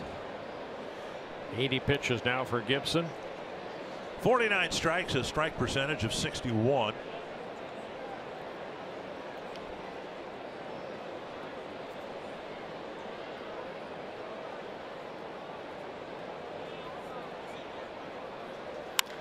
Hit hard to center, and Gomes has his second hit. Leadoff single in the fourth, and now Francisco Lindor. Let's get caught up thanks to Toyota. Well, with bases loaded and 1 out, Jay Bruce right off the end of the bat, a base hit up the middle. That scored a couple runs for the Indians in the first inning, gave him a 2-0 lead. Kipner flared a ball into center field, and that scored Gomes, made it a 3-0 lead. And then in the bottom of the second inning, on the first pitch, Byron Buxton hit his 7th home run, and we were in a 3-1 ball game. Francisco Lindor singled and scored in the first, struck out in the second. Bounce to Sano, fires to Dozier, and an around the horn double play. Sano playing in a little bit. The second hop scooped up nicely for a 5-4-3 double play. You know, as an infielder, we talk about Sano's defense. Nice play right there. Doesn't try to turn the double play himself. He knows he needs to make a good throw over to Dozier, and then it's up to Brian to complete the double play. So the high fastball hit the other way, and Sano did a good job. Get it to Dozier and let the middle infielder turn the double play. Now Kipnis, who has a couple of hits, a run batted in and a run scored. 16th double play turned behind Gibson. Fastball taken low at 95 miles per hour.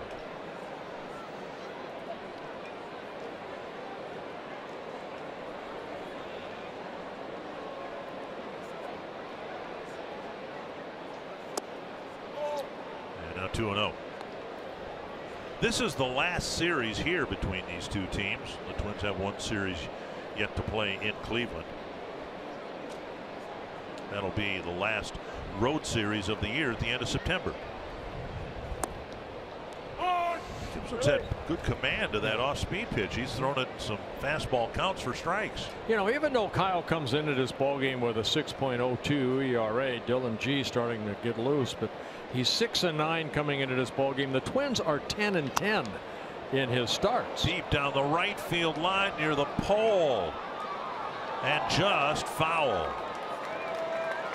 Kipnis left the box and worked his way up the line as if he expected it to be foul. Yeah, no reaction from Kipnis. He knew it was foul. Also, no reaction from Sandy Alomar Jr. As you can see, that ball about 10-15 feet foul off that foul pole. 2-2. So don't throw him that again. Foul back. A fan just sitting beneath us, nonchalantly sticking his paw out, knocking it down, picking it up. That's the way it's supposed to work. Usher checks, make sure he's okay, and then shakes the hand that got hit by the foul ball. Real hard. 2-2. And now a full count with Urshela on deck.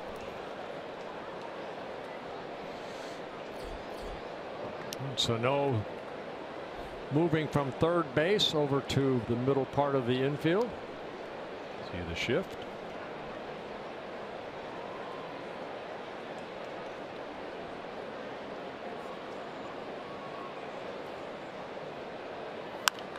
And lifted foul over the Cleveland dugout.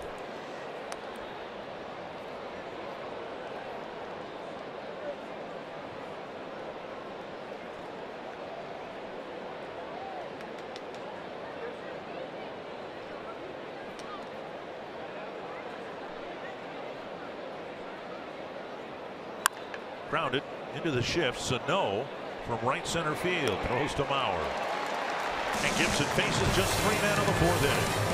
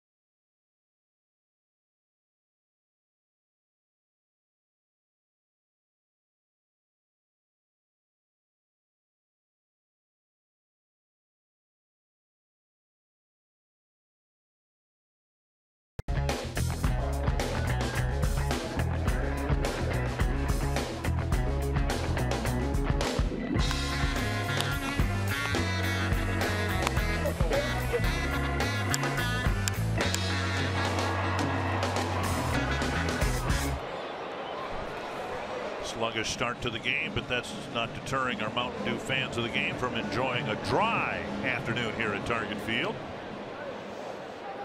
Split doubleheader, second game starting at 6, and yeah, we'll be televising that game as well. Eddie Rosario will lead off the 4th. Twins down 3-1. Outside, ball one. Rosario, Escobar, and Buxton here in the fourth inning.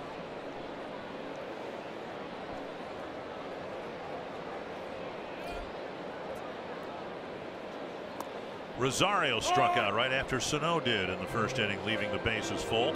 Hey, he struck out like you talked about the pitch to Sano. He kind of swung through a spinner in that first inning. 1-1. Carrasco with 6 strikeouts in the ball game. And Rosario chases 1 and 2.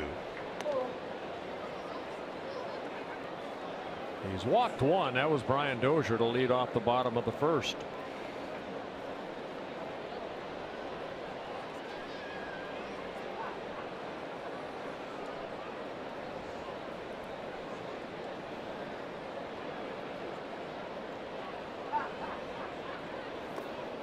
And Rosario strikes out. 4 straight strikeouts for Carlos Carrasco. 1 down.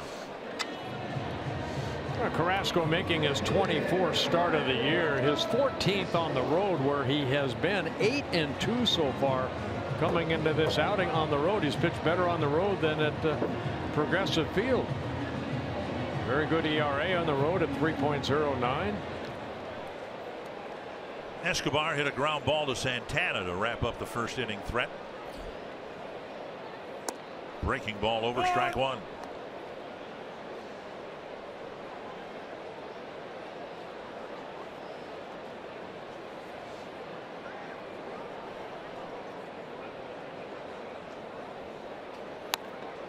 Oh, 2.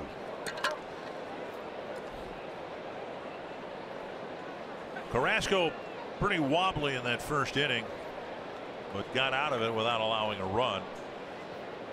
Now he's set down 7 men in a row, ahead of Escobar. 0-2.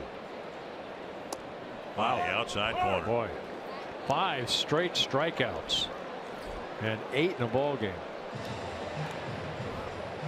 So it started last inning facing Kepler when he picked up the strikeout, and then he struck out 2 more, Mauer and Sano, and now here in the fourth, Rosario and Escobar strikeout victims. Buxton got a down and in fastball and clobbered it into the second deck for the only Twins run and for his 7th home run of the year. A breaking ball over the inside corner.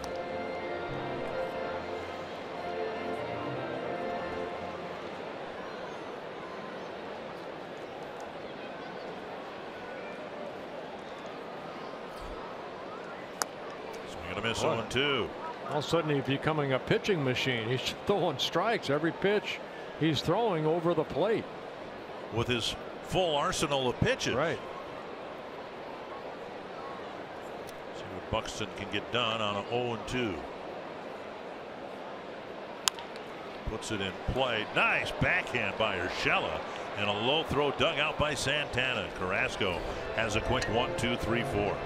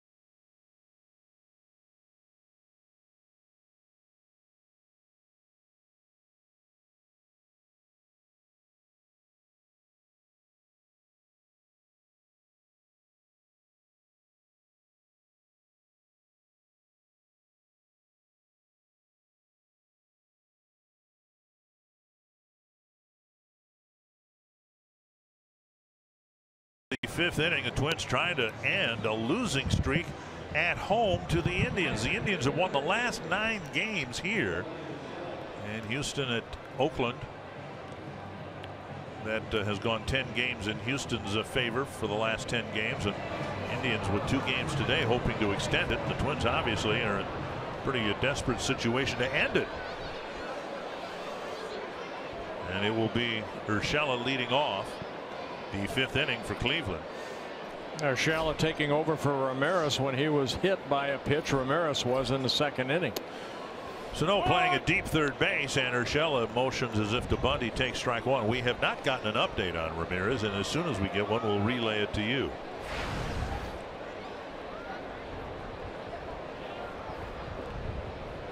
Urshela, Encarnacion, and Bruce with the Twins down a couple. That's hit off the end of the bat, and it'll drop for another hit. A leadoff single for Urshela, and that will bring up Encarnacion with a man aboard. Cancer impacts the lives of everyone in Twins territory. Join us August 30th to show your support for cancer awareness. Supporters purchasing tickets through this special theme night ticket package will receive a Twins cancer awareness hat. The color of the Twins logo on the front of the hat corresponds to the color associated with the most prevalent cancers seen throughout Twins territory. To learn more and join the Twins in their effort to strike out cancer, visit twinsbaseball.com/cancer awareness. Outside to Encarnacion, ball 1.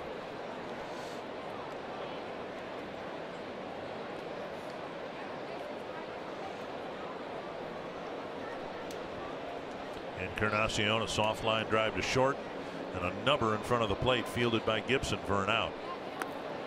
2-0.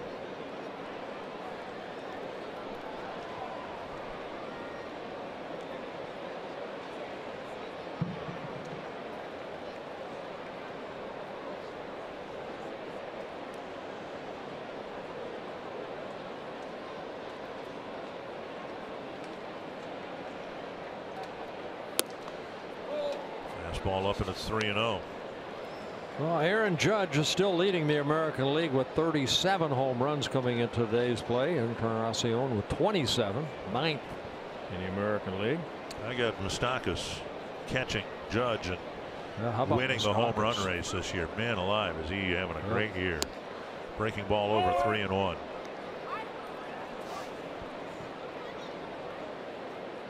Kyle's a pretty bright guy, and I think he knows the reality of the situation. He's already seen the faces of this rotation change a lot this year. Well, the Twins tonight are going to take a look at Aaron Slegers. There's ball 4 and a close pitch, and there'll be runners at first and second. An appeal to the first base ump, but Ben May says he didn't go. First to walk by Kyle. And again in the 5th inning, it looks like Kyle Gibson's going to be taken out. Made it into the 5th inning in his last start. And Gibson looks off in the distance. Pretty good pitch right there. Not called a strike. So Gibson comes off the mound with the Twins. Yeah, another short outing. Unable to get 6 innings out of Gibson, and Dylan G will pitch next.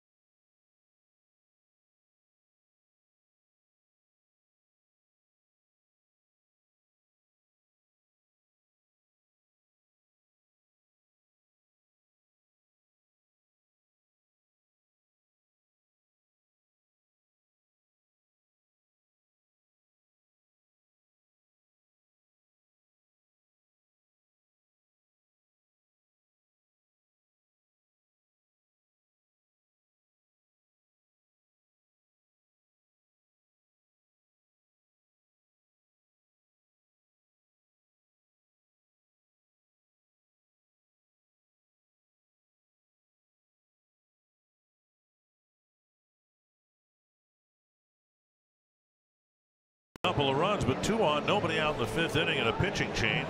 Right-hander Dylan G, who has been groomed as a starter in the minor leagues, but his role, at least up until today, has been that of a long reliever, and he comes in with 2 on and nobody out in the 5th. Well, Dylan G making his 8th relief appearance overall, his 4th as a Twin.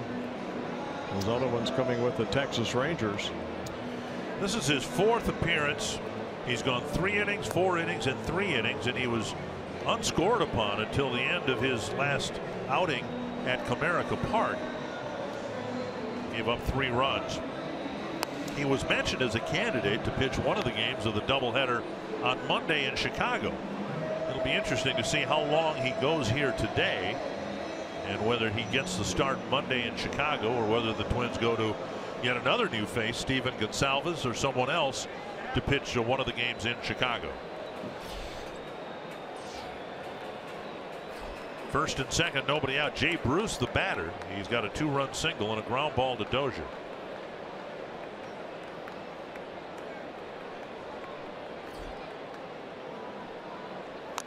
Fouled off his front leg. I guess from what we've seen from G, he's been an addition to the Twins pitching staff, because with the exception of the 1 inning, he's pitched shutout baseball, and he's provided a role that hasn't been filled for the Twins all year long, and that is a long reliever. Even going back to April, the start of the year, the Twins came out of camp without a long reliever. I'd have to say Tyler Duffy was the closest thing to, you know, being that guy like G is put into now.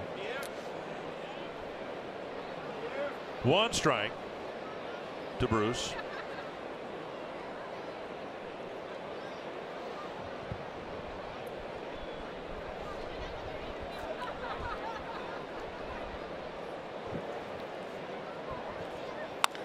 Off the end of the bat, and it'll hang for Kepler. And Bruce is hobbling as he gets to first base. That front leg still hurting because of the foul ball. 1 down. That'll bring up Carlos Santana.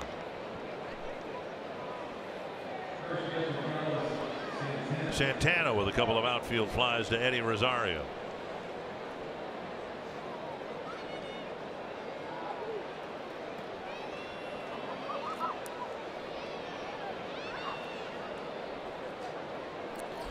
G started the year with the Texas Rangers, signed by the Twins toward the end of June.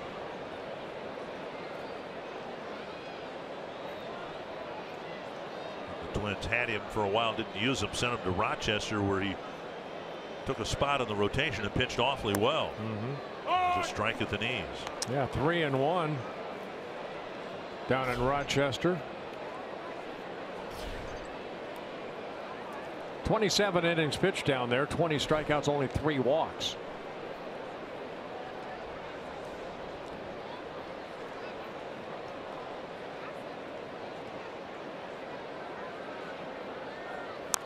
Beaten foul, 0-2. 10 1/3 innings thrown, just 1 walk with the big league club, 10 strikeouts. So in summation, he's been pretty good. He's had 1 inning kind of where things mushroomed on him a bit.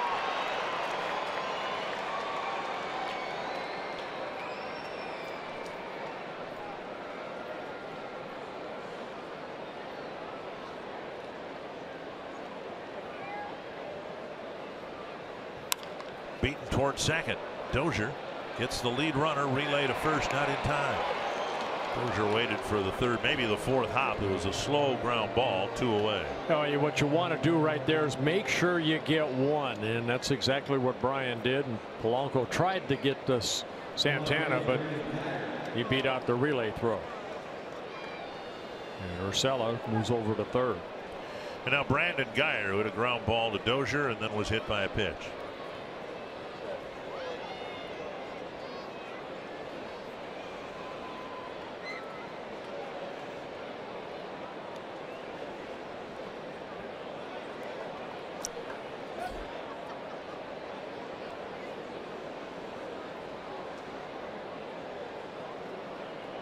Slow breaking ball hits the inside corner. We've talked about Cesar Tovar and how he had a knack, a talent for getting hit by a pitch. And that's what this guy's had. Well, you know what, kind of like Don Baylor. I mentioned, you know, maybe he's going to be the next Don Baylor. Guy that doesn't give away much as far as that ball inside. He's not going to back off. He's going to keep his body in there like Tovar did. But Cesar would stick out that left arm. He wanted to get hit to get on base. 2 strikes to Geyer with G trying to clean up a little bit of a mess here in the 5th inning. You can see he's not right close to the plate, but big strikeout right there. Good job by G coming in and shutting the door. Coming into the middle of an inning and getting 3 outs. It's 3-1, and you're watching Twins baseball, presented by State Farm.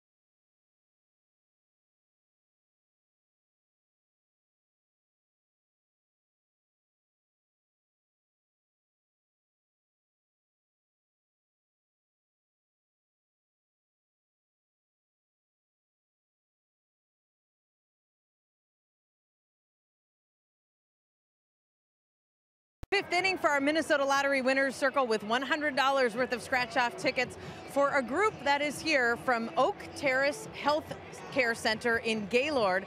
It's the first ever group outing that they've done at Target Field, and there are 7 members of the group right here, and the oldest is Miss Jeanette from Winthrop, Minnesota, who turned 101 years old in May, and she's sitting right here beside me with her Twins blanket, her Twins cap. Jeanette, what do you love about the Twins and Twins baseball? What I like about them. Yeah, what do you like? Well, I think the reason I like baseball in general and is because my grandson is a referee on the Little League. Okay. And the little, not the grandson, but the great-grandsons, they play baseball and football, and I guess that's why I like And you watch the Twins every day on TV, you told me. Yes, I do. What do you like about listening to Dick and Bert? What? Exactly. What do you like about listening to Dick and Bert on TV? Well, I've listened to them for so long, and I always liked Bert, you know, because I don't know, I've known him for so long that he's been on TV for so long that I just like to listen to him. Well, you know what? Good broadcasters, both of them are. Very nice. You know what? They're listening to you right now. They Yes, can hear we it. love You just you. got a We love circle, you. Miss Jeanette. How about that? 101 years old. Tell her Dick and Bert love her very much. Dick and Bert say they love you very much. Thank you. You are here by circle. Enjoy the game. The Twins have a base runner, Jason Castro, at the plate with a 1-1 count. He represents the tying run. Everybody knows where Gaylord, Minnesota is. I think south and west of the Twin Cities a little bit. You know what? We have the opportunity, Dick, and it's an honor really to go on that winter caravan every year. And we got to get a chance to go into these homes where, you know, the retired are. They are some of us our biggest fans. They live and die Minnesota Twin baseball. So nice to have them here this afternoon. 2-1 to Castro. Up the middle, and that'll skip through for a hit. Polanco to second. That's far enough. And Castro hasn't homered more than 2 months, but he gets a single here, and the 8 and 9 batters get on board here in the 5th. Yeah, ball down in the strike zone. Look like Castro just trying to make good contact, and he does right back up the middle.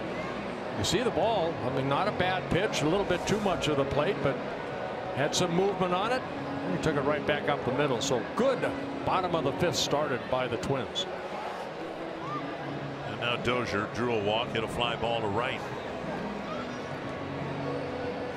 This has kind of gone like the other 8 games have gone. You just have felt like the Indians have been in control of things from the outset, and now one swing here could turn things around in the Twins' favor. Dozier has already hit 3 home runs against Carrasco in 26 at bats. Santana, the first baseman, is playing in front of the runner, or at least he was on the first pitch. Urshela, pretty soft glove at third. He's playing even with the bag at third. Yeah, this game a lot like Tuesday night. Yeah. So, you know, 3-1 lead by the Indians, and Bartolo Colon didn't have his best stuff as maybe Gibson didn't, but you know, Twins fought back. It just Indians all of a sudden came alive with all the home runs in the 5th inning. Popped up. It's backing out of play. 2 strikes. So hopefully it's a Twins turn right here to get back into the game, tie it up, and win this game. It's you don't say a must win, but Twins have to win. You know, hopefully sweep this doubleheader. Nick Goody warming up in the Cleveland pen with the pitch count climbing on Carrasco. 2 strikes to Dozier. Talked with Paul after the game here a couple nights ago, and he said it really hurt when the game was taken away from 3-1 when the Indians got the big 3-run home run. You know, Austin Jackson hit that home run. Dozier takes high. When it's 3-1, you figure, well, we still got a shot, even if the score doesn't change. 8th, 9th inning, you got a chance. Then when it gets to 6-1 against the Cleveland bullpen, they're a little bit tougher. So see if the Twins can get something out of this. The only run they've scored came on a first pitch home run by Buxton in the 2nd inning. Had a threat in the first, filling the bases with nobody out, but got nothing out of it.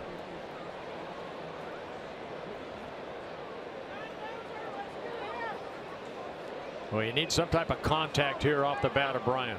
1-2 to Dozier. Breaking ball got him. That's been his strikeout pitch. Yep.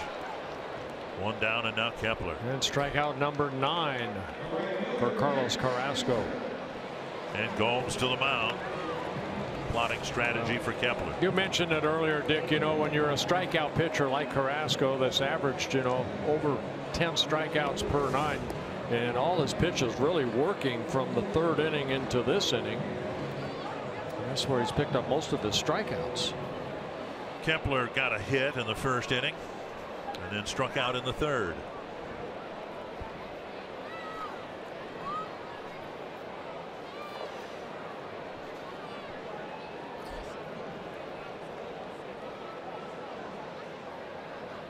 Kepler squares, and now going back to second, picked off.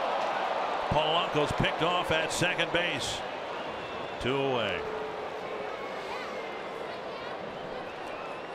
Gomes to the shortstop Lindor, and a set play, 2 down.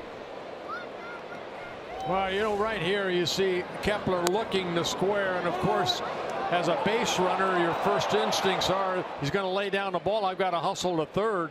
Gomes, good strong throw to Lindor. Look at Lindor's last act before he caught the ball was to put his left foot in front of the base. So that is a set play. Remember, Gomes went to the mound to talk to Carrasco, and somewhere in there I suspect there might have been a sign to the shortstop. I don't think Lindor came to the mound, but they had a sign and they set that play up. Kepler takes a strike, and it's 0-2. Well, you're always ready for that play because Kepler's, squared around the bunt. And, of course, as a base runner, Polanco, he wants to take a good lead. And then Gomes alertly threw it to Lindor, who, that's his job, get over there and cover second base. So the quick tag for the second out. 2 strikes to Kepler. Pulled foul between Jeff Smith and the line. Kepler will get a lot of that, particularly against the Indians. Remember last year in August, he had 3 home runs in a game, hit another one the next day, and they were all on fastballs down and in. And Terry Francona said during that series, we're never going to throw Kepler another fastball down and in for the rest of his career. And he's been pretty close to being correct. That was a breaking ball pulled foul.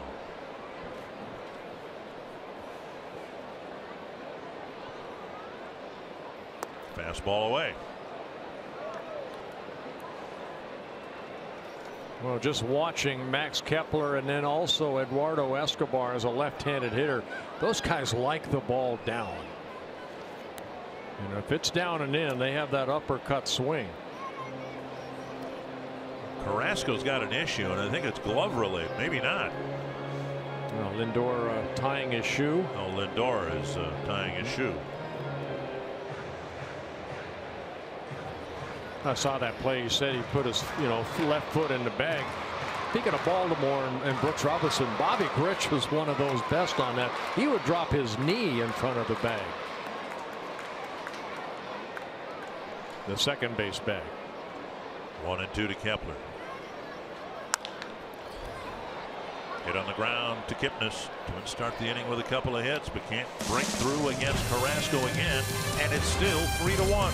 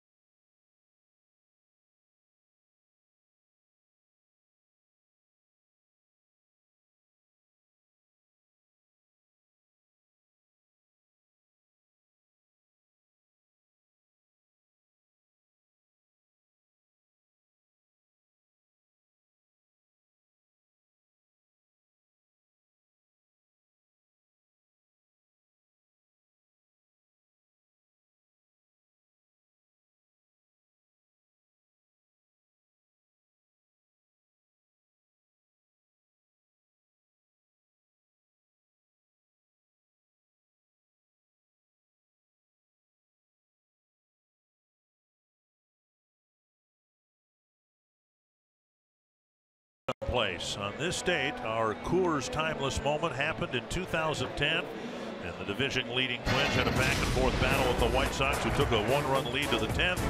Matt Thornton pitching, Jim Thome hitting, and a loss was turned into a win. The first walk-off home run at Target Field. The Twins would go on to win the division by 6 games over Chicago, and it remains to this day, in my mind, the most significant regular season at bat in this ballpark because of what it meant for both teams. The White Sox never really recovered from that, and the Twins, as we said, ended up winning the division comfortably. Yeah, last time the Twins won a division, so hopefully in the future they're going to win some more. I think they should create a special category for those. Here's Zimmer trying to bunt his way aboard, and his hitless August continues. 1 down. It wasn't just a walk-off home run. It turned a loss into a win. So today, let's say the game's tied 3-3, and we go to the 9th inning, and the Indians score a run, and it's 4-3, and somebody gets a 2-run double or a 2-run home run, a walk-off hit. That's That's in a category all to itself when you turn a loss into a win, like the home run hit the other day in Detroit. That turned a loss into a win when Justin Upton hit that. One down quickly, and here's Yan Gomes. One strike. Has the role that G fills now for the Twins, has that gotten extinct in baseball? The long reliever? You would think it would be more of, only because of the lack of starters going deep into the ball game. But we're talking about 7 or 8 man bullpens now, and managers more often than not will match up lefty righty beginning in the 5th inning or so. I hope not, because I think there's great value in having somebody like G doing what he's done very well for the Twins. I mean, he comes to the Twins. You look at his career with the Mets, you know, the Royals, Texas, mainly as a starter. 125 major league starts, has 48 major league wins. Up high 2-2. And now he's put in that situation, and you know, he's still young, 31 years old. Here's a guy that, you know, hey, if I'm going to go 3 or 4 innings, that might open up a spot in the future for me to start a ball game again. And that spot might come up as soon as Monday. The Twins will decide, depending on what happens here, the balance of this game and tonight over the weekend. 3-2 with Lindor on deck. Gomes has 2 singles and a run scored.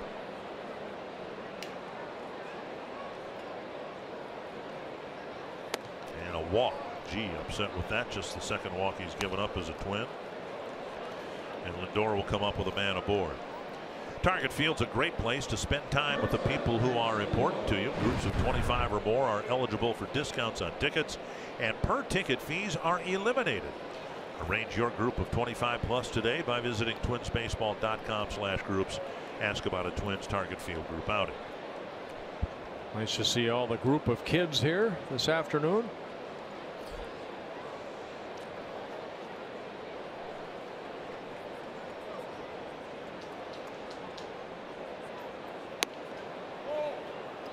Up and away, ball 1. Gibson pitched into but didn't get an out in the 5th inning. G got the 3 outs to get the Twins off the field, coming in with a couple of men aboard and nobody out.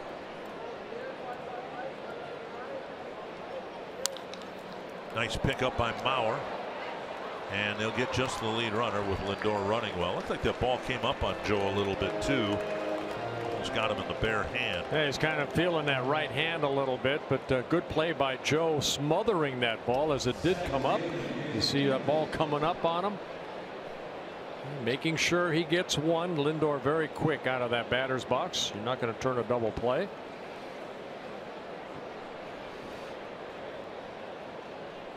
Two down, runner at first, and here's Kipnis.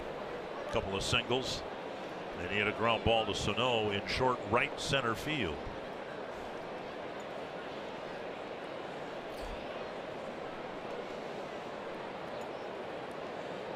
That was close. Mauer with the catch just at the point of contact with Lindor's backside. It was almost a pickoff. It looked like Lindor maybe wanted to go on first movement. Instead, he went go, but back to the first base bag. Missing inside, ball 1.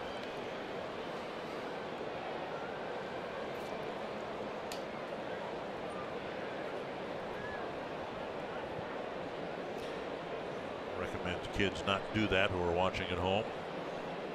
Chew on your necklace while you're running the bases, but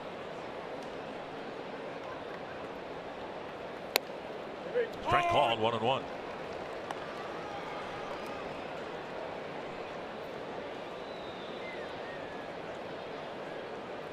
Twins have tried to patch together the pitching staff this year through an assortment of means, acquiring pitchers from other organizations who are established veterans like G.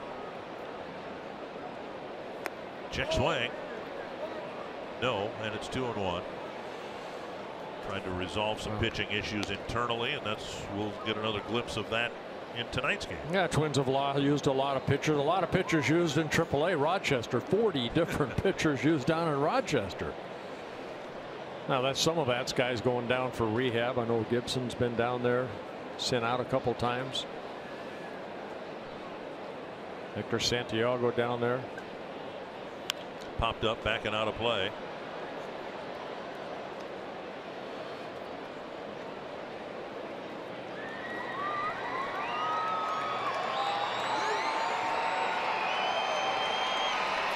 Buddy Boucher's getting loose with 2 down.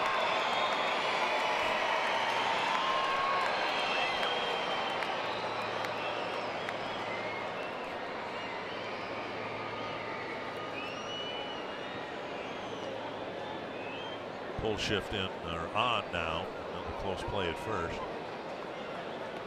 This time with Lindor on the bag. It's Sano, the lone infielder on the left side. Last time Kipnis was up, it was Sano playing on the right side of the infield.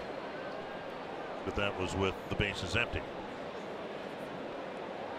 There goes the runner. Pitches up. Castro's throwing the bag. Good tag, and it looked like Lindor might have gotten tagged in the face. Castro to Polanco to end the inning, and it's still 3-1. Very good, strong throw by Jason Castro.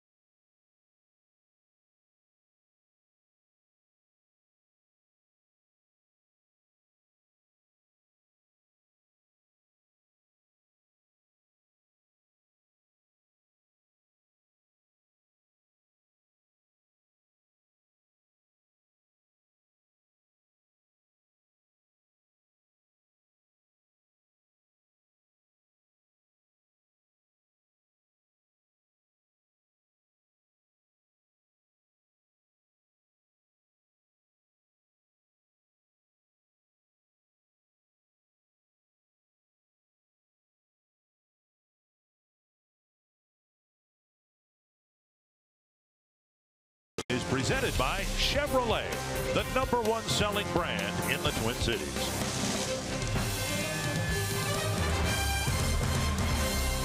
Dylan G with a nice job in relief, and now the Twins, still trailing by 2, will send Bauer, Sano, and Rosario to the plate, and then they hope a few more against Brian Shaw of the Indians.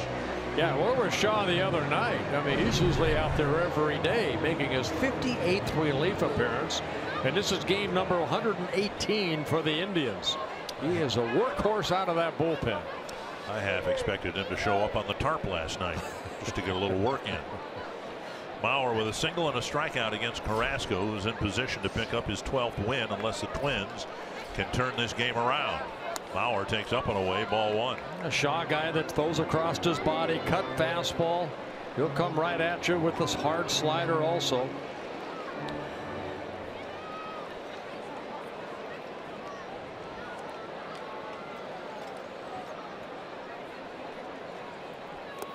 In situations like this weekend, the Indians may send Andrew Miller out to pitch. They've done that in the past, bringing him in as soon as the 6th inning. Miller's on the disabled list with a knee issue. He's supposed to pitch tonight for Columbus, and if everything turns out fine, he'll join the Indians tomorrow night and be activated. That is foul off the end of the bat. 2-1. See Joe swing it Too many 2-0 pitches, and he hit it right off the end of the bat.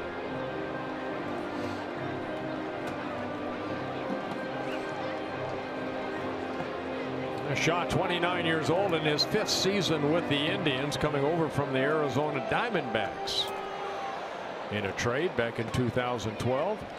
Bauer just a couple of hits and 14 at bats against Shaw. This one is foul by a 1.5 feet.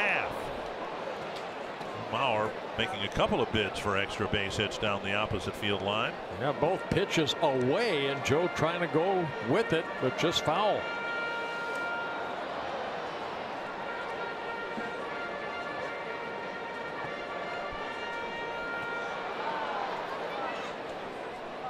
Twins had a couple of threats against Carrasco. Bases loaded, nobody out in the first, didn't score. First and second, nobody out in the fifth, didn't score.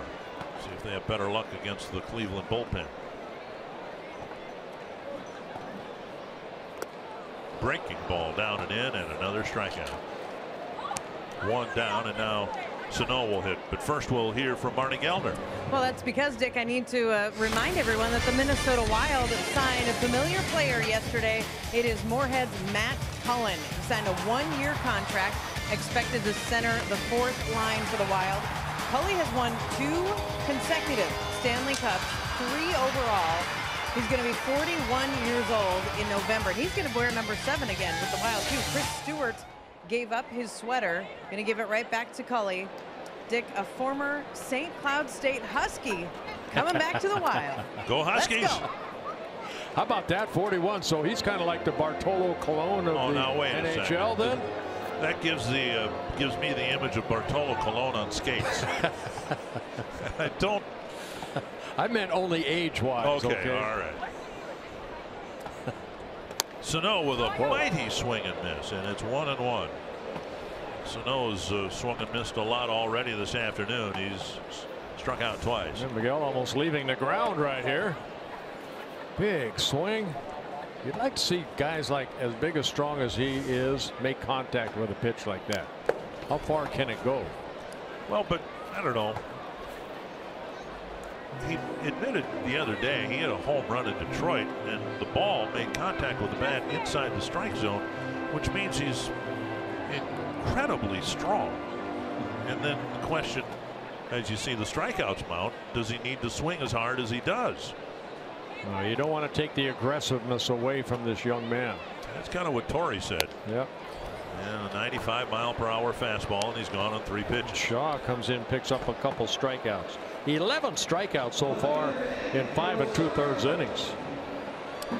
Speaking of the Wild, join Fox Sports North and the Wild for the breakaway 10K, 5K, and 1-mile run Saturday, September 16th, benefiting the Herb Brooks Foundation.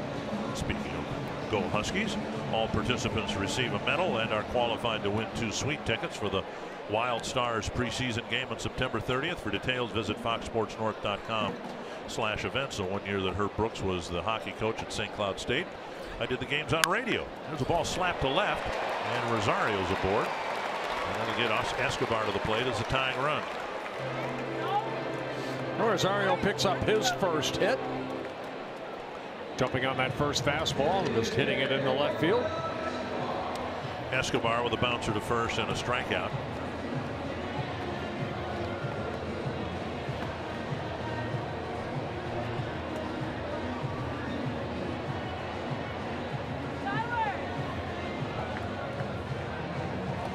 Twins need a jolt here. Gibson gave up a couple runs in the first inning, and it's just kind of been another one of the games where the Indians just feel like they've got the Twins under their thumb.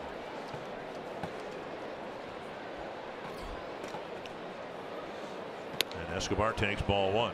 Well, we talked about the starting staff. The bullpen of the Indians, very, very tough. They have come in with a combined 2.95 earned run average. That's the best in the American League. Inside 2-0. At least in the first 5 innings, the volume of strikeouts, yeah, that's nice.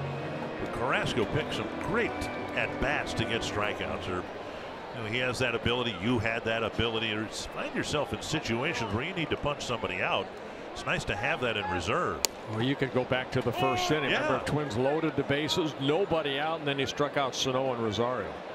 Gibson victimized by, you know, some misfortune, leaving some pitches up, some soft contact for hits. Well, you strike people out, you don't have to worry about giving up some off the end of the bat hits. 2-1 to Escobar. Chasing that high fastball again. That's what struck out Sano, and that's a pitch that Escobar, particularly from the left side, is really vulnerable to. And Shaw will give you that fastball. It's got some cut on it.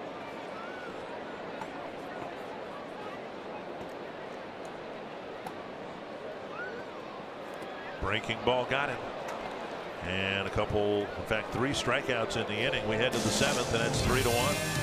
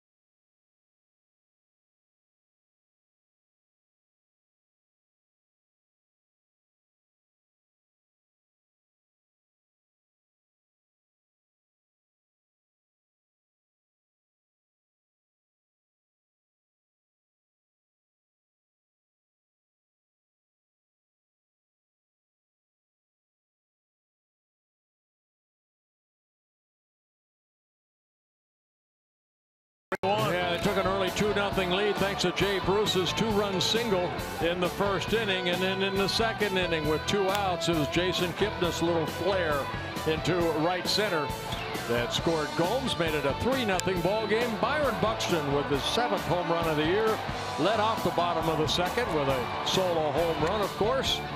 And Carlos Carrasco, even though maybe he threw a lot of pitches, 94, but he got the strikeouts when he needed them, with 9 in the 5 innings. And the Twins continue to have a hard time scoring runs against this Cleveland pitching staff. Now to the 7th, and Jason Kipnis will face Dylan G. I've always thought that if someone is in the role that G is in, basically what teams are telling him is that, you know, your stuff is good enough to get hitters out the first time, but, you know, for some reason, second and third time it's been an issue. Well, that's what G has done here. He faced 3 men, got 3 outs in the 5th, 3 men, got 3 outs in the 6th. And he can do that again here in the 7th before he faces anybody a second time. He had some success as a starting pitcher with the Mets. Just missed the inside corner. Well, he won 13 ball games for the Mets in 2011. Kind of had an off year in 2012, then came back with a 12-game win in 2013. Had some injuries that kind of set him back a little bit. Even last year with the Royals was a sometime starter, sometime reliever. He made 14 starts last year for the Royals. And now that misses outside. Now it's a full count. Had an ERA of 4.68. A lot more hits than innings pitched. 24 home runs in 125 innings. I want to walk the leadoff man in front of the middle of the Cleveland lineup. 3-2 and a Tapper foul. Well, one thing he always had a pretty good control. Not a lot of walks per 9 innings. Not much of a strikeout pitcher, probably 6 strikeouts on an average of 9.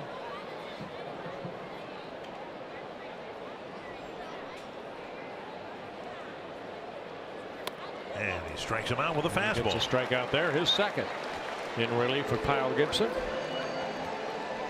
One down in the 7th. Good movement on that fastball that ran away from Kipnis. Take a look at the fastball. At 91. Only thrown 29 pitches, 19 strikes.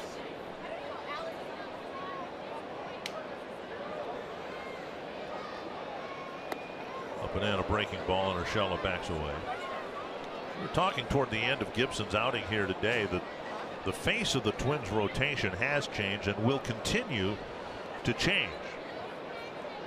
It'll be interesting, you know, not literally but figuratively, jot down who you think will be in the rotation a year from now for the Twins. Under the assumption, we may not even want to assume that Irvin Santana will be in there, Barrios will be in there, but there are some prospects that the Twins have taken a look at this year. They'll get a look at Aaron Slagers tonight, perhaps Steven Gonsalves Monday in Chicago, Felix Jorge, Dietrich Enns. There's a bullet to center field, a one-hop single fielded by Buxton, and Urshela's aboard. He's got 2 hits. And that'll bring up Encarnacion. Our showstopper today, Diamondbacks coming to town this weekend. They're at Minute Maid Park right now. This, unbelievably, their 3rd inside the park home run this year. And one of those weird ones that hit a wall and traveled along the warning track. Marisnik missed it, but it was going to be an inside the park home run anyway for Daniel Descalzo.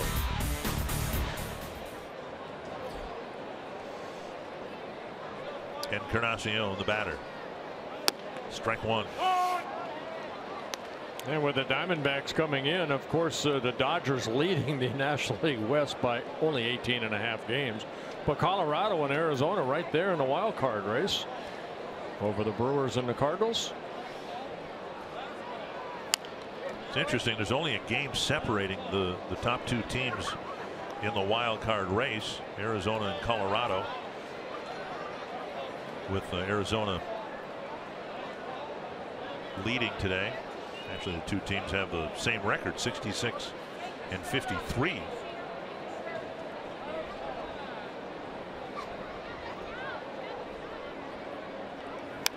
To center, off the end of the bat, Buxton comes in for out number 2, and now with the Bruce at bat, G will face batters for the 2nd time. And Paul Molitor's coming out.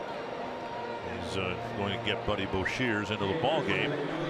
G again did a good job putting some zeros up in the middle of the game. Twins just haven't been able to get the game tied up after the early deficit. Well, you're right, he did. He came in, got Gibson out of that tough situation, and then shut the door.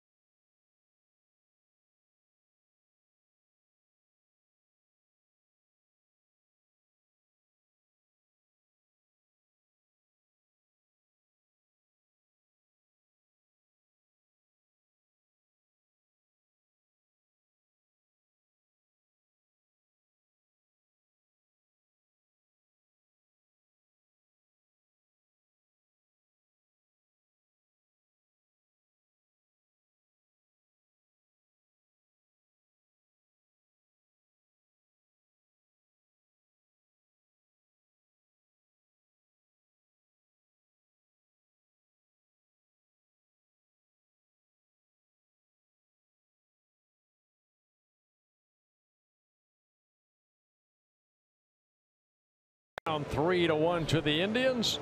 This copyrighted telecast presented by authority of the Minnesota Twins and may not be reproduced or retransmitted in any form. And the accounts and descriptions of this game may not be disseminated without the express written consent of the Minnesota Twins, LLC. Buddy Bouchers has done a nice job for the Twins this year, but in his last outing, maybe his most disappointing on many levels. He got the first 2 outs, got ahead of the third hitter 0-2, ended up walking him, giving up a base hit, and then Jackson hit that 3-run home run that broke the game open. So just a third of an inning for Bouchers and 3 earned runs. Yeah, through 13 pitches, 7 for strikes. So Bouchers coming in to try to get Jay Bruce out here.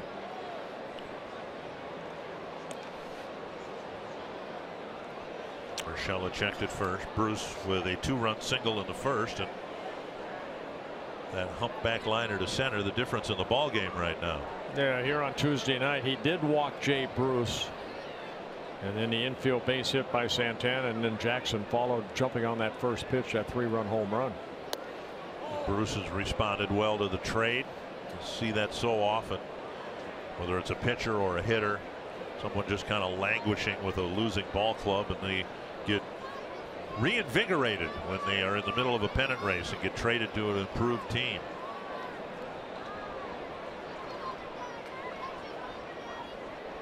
What will be interesting on the Cleveland side is, and don't get me wrong, they hope that they have this problem. They hope they get Brantley and Chisenhall back, and then where will Bruce fit in? He's a right fielder. Brantley is a left fielder. Chisenhall can play a little bit of center field, but he's been mainly in right field. You've got Encarnacion, who's the principal designated hitter.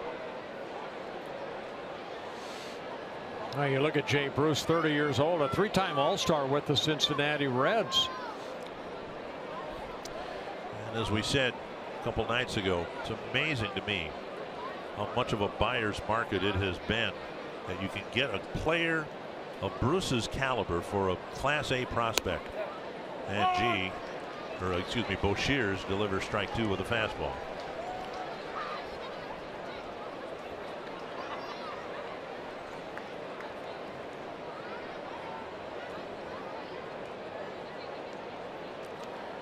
Bruce, one of the few position players traded. Interesting that the Rays dealt Tim Beckham to the Orioles, and now Beckham's kind of led the Orioles surge for a wild card spot. Popped up short center. Dozier out. It's the shortstop Polanco who makes the catch at short center. And Bouchers gets the final out of the 7th. Byron Buxton will lead things off for the Twins as they try to cover up an early deficit.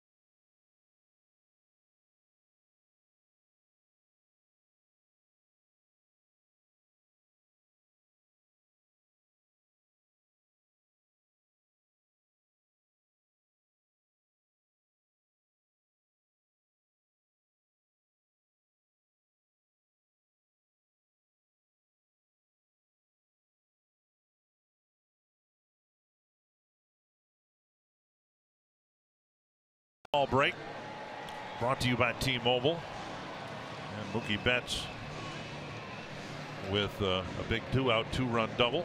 capping a 3-run ninth, and the Red Sox yesterday picked up a big win, and the Cubs beat the Reds on a wild pitch in the ninth, and Yasiel Puig with another walk-off win for the Dodgers. Just what they needed.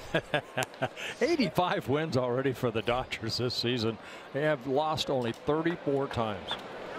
Buxton to lead things off against Shaw. Struck out 3, gave up a hit in the 6th.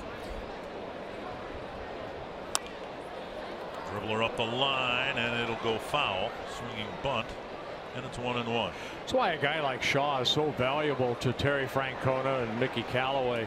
Here's a guy that appears in almost every other ball game, but here he's asked to go another inning because maybe you know, Carrasco only went 5 innings. It's pretty nice to have a guy that's been so durable. The Indians have been able to withstand the loss of Miller because the starters have done such a good job pitching 6 or 7 innings. Now they only got 5 from Carrasco, but then that, you know, puts Shaw in his valuable role of pitching maybe a couple to bridge the gap. 1-1 to Buxton. And now fouled away. Buxton teed off on a first pitch fastball, hit a home run into the second deck, leading off the second. Then with 2 strikes, he chopped one to third. Urshela made a nice play to retire him for the 3rd out of the 4th. 1-2 to Byron Buxton. Fastball up high, and he would not chase.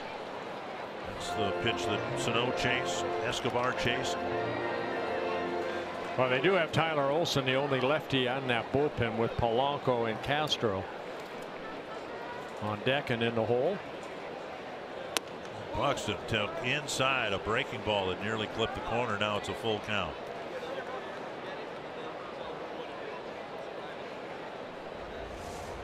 Just missed hitting the corner. Fox Tracks presented by Carrier. It's full to Buxton. And he took ball 4. Another good plate appearance for Buxton. And that'll bring up Polanco.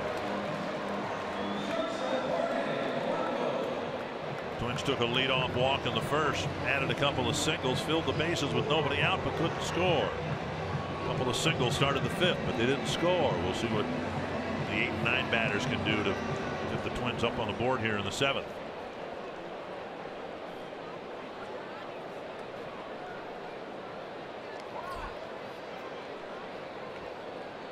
Polanco got that leadoff single in the 5th and then was picked off second base. There goes Buxton on the first pitch. Pitch to the right field corner, and it is down for a hit.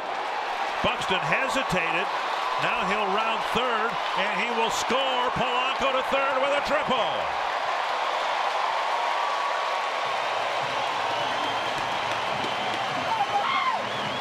Buxton off with the pitch. He rounded 2nd and then stood there for a while like he didn't know where the ball was hit.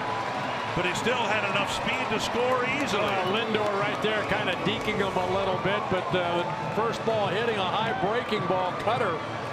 And Polanco right down that right field line as Buxton was taking off to try to steal 2nd. Hovered around second base, but did touch 2nd. And then once he saw where that ball finally was, he scores. So a triple for Polanco, his 4th triple of the year. And that's a 3-2 ball game. Indians bring the infield in now for Castro. Tying run at 3rd, nobody out.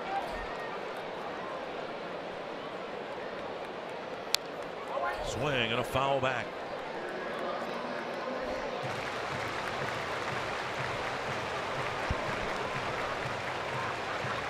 Castro with a single to center his last time up. Struck out in the 2nd.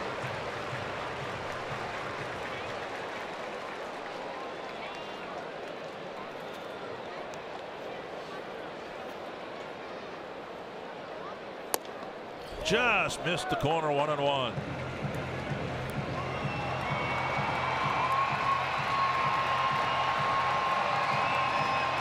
Castro has never faced Brian Shaw.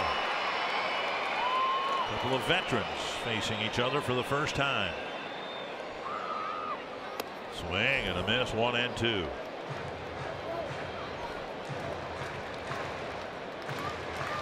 Castro get the ball up in the air to left field sometimes with 2 strikes, and that's what he needs to do here. It wouldn't take much of a fly ball at all to score the tying run. Polanco from third.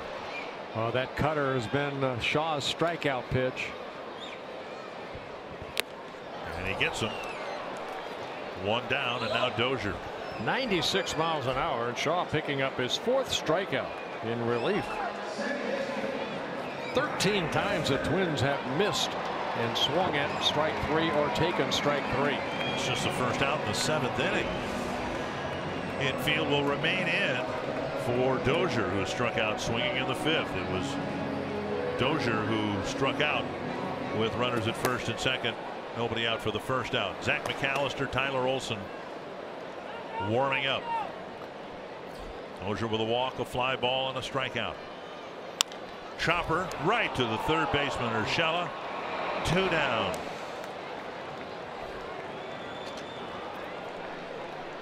Yeah, Bryant jumping on that first pitch. And here comes Terry Francona as Olson has been ready to go. Place for Polanco to go. Big second out for Shaw and the Indians. One of the reasons the Indians got to the World Series, almost won it, and appear headed for the postseason again, is situational hitting. And they've done a much better job of it than the Twins so far here this afternoon.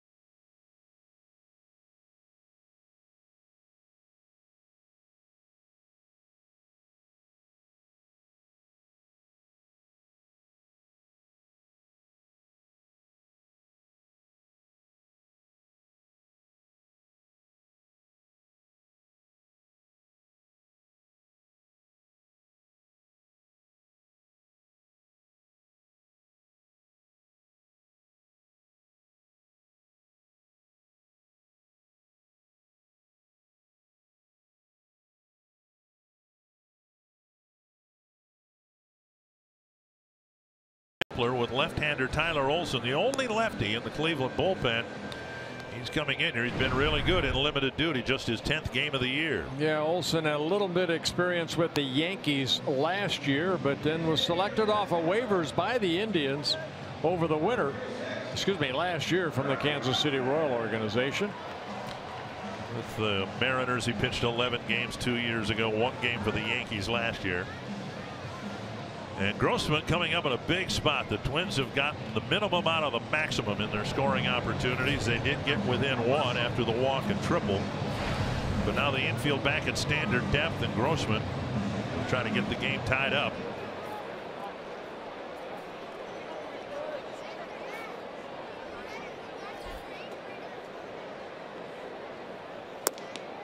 Just outside, ball 1.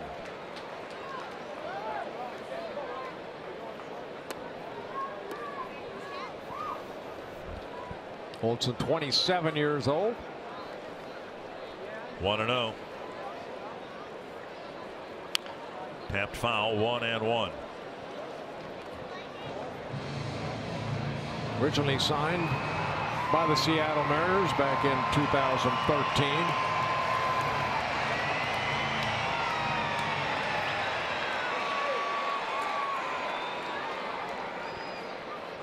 Split his hitting duties equally. Another tapper foul.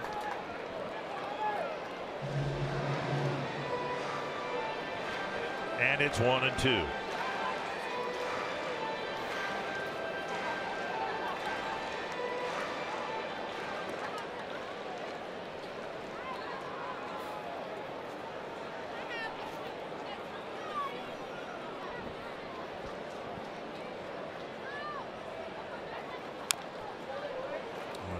pitch down and in, and Grossman beating it right into the ground.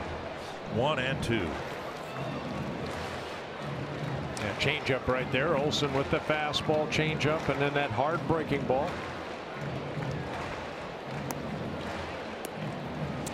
Grossman came to the Twins a little over a year ago after hitting a dead end in the Cleveland organization. This would feel good to get a big hit against your former team.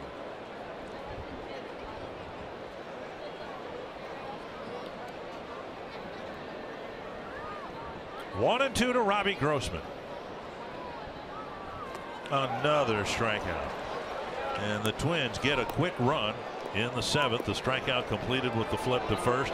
Get back to with one, but they get back to within one, but they still leave the field down by one. You're watching Twins baseball presented by State Farm.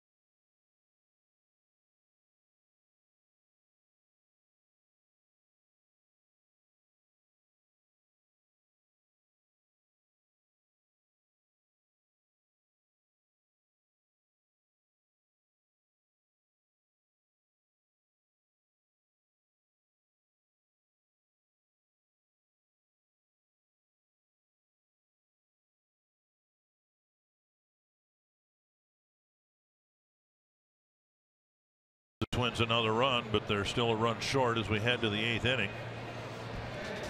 Take a look at the upcoming schedule.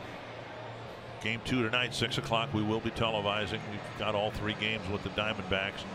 Doubleheader on Monday, and if in fact when the eclipse hits, it's not the end of the world, we'll have 2 games on Monday too. Then the 3 more night games in Chicago. Then we go to Toronto. And Robbie Grossman taking over in right field. Now I discovered that my passport has expired. And good luck getting back in. You can't just go to Target and have one made.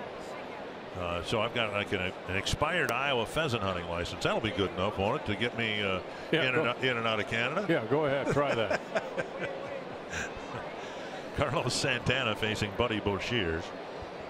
No, my passport's up to date. You're not going to Canada, right? No, I'm not. No reason. There's no reason. They will let you back into Canada. There wasn't something that surfaced from your early childhood in Canada that keeps you from going back there. Not that I know of, but I love Toronto. It's a beautiful city. But I'll pick up after Chicago. I'll pick you guys up in Tampa Bay, and then or St. Pete. I say St. Pete. Then finish the season with you. One hopping the wall, barehanded by Rosario, and he does a nice job holding Santana to a long single. A leadoff hit in the 8th, and Rosario played it very well off the wall. One down for a Santana not the quickest of foot, but he hit this ball very sharply. See the fastball right there. Santana picks up his first hit of the ball game, and nicely played by Rosario. Barehands it. And then fires a strike to Dozier, and Santana smartly stayed at first. See what Geyer's asked to do here. Indians just a 1-run lead. It's the 8th inning. Might try to advance Santana with a bunt here. And Boshears throws over there, and sometimes a pitcher will do that to see if the hitter betrays his intentions. Right. And Sano at third base, even with the bag. Might be creeping in as that pitch is delivered toward home plate. Mauer, of course, has to hold on to runner Santana.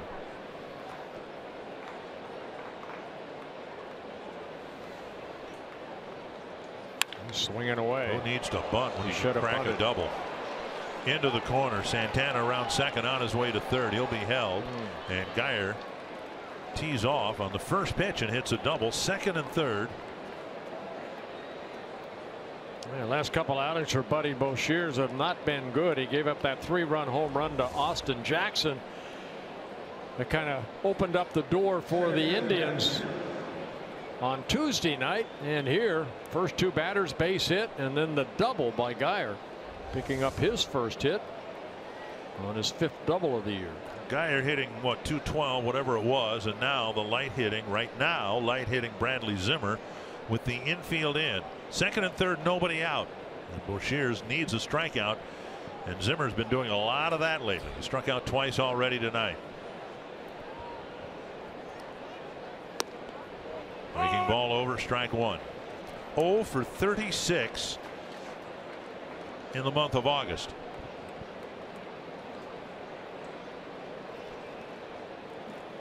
For 35 in August. He was hitless in his last at bat in July, so it's an 0 for 36.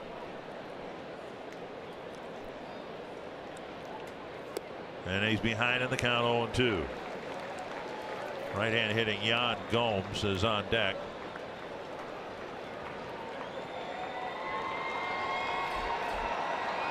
Ryan Presley warming up in the bullpen. So this will be the last man Boshears will face, and he hopes to strike him out. Well, 2 straight breaking balls. You go back to that curveball again. Keep it down. It's down. Nice block by Castro.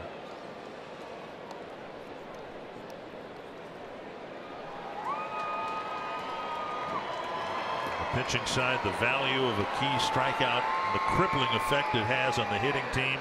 Castro struck out in kind of the same situation with the tying run at third and nobody out.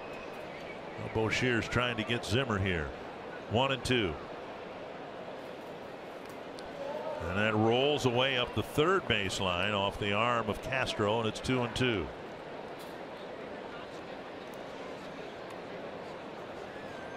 Nothing but breaking balls to Zimmer. Yeah, the first 2, and then you try to make a better one. And over the years, I learned to just go back to the first 2. Those are the good ones. And I'm sure you would guess it would have to be another breaking ball here.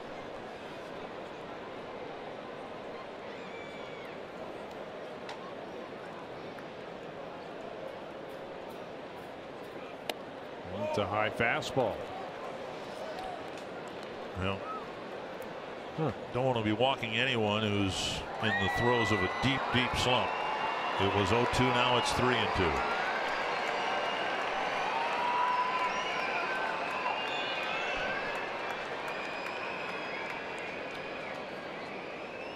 Full count to Zimmer. Curveball's been a strikeout pitch. Grounded to second. They're coming home. Dozier's throw is in time in front of Santana. Somebody needs to cover third base, and they get the lead runner. Yep. Santana, not the fleetest of foot. He decided to come home on the ground ball hit to Dozier. Bad decision right there, I think, by Santana. I think he knows that. We'll have a pitching change. Boshears didn't strike him out, but if anything, he did. The situation is better now than if he had struck him out. The lead runner taken off of third base. And Boshears will come out with 1 out, runners on first and second for Yan Gomes, with Presley coming in.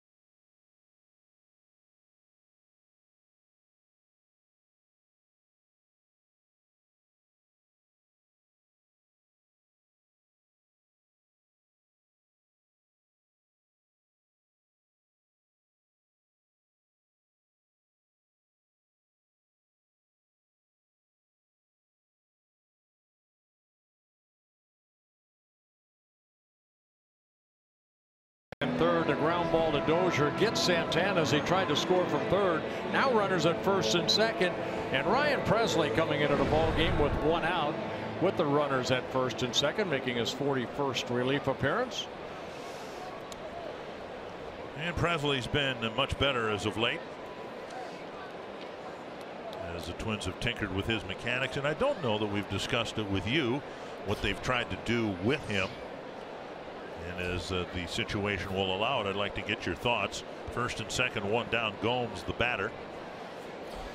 And what they're trying to do with Presley is to keep him more erect over the rubber and not arch his back.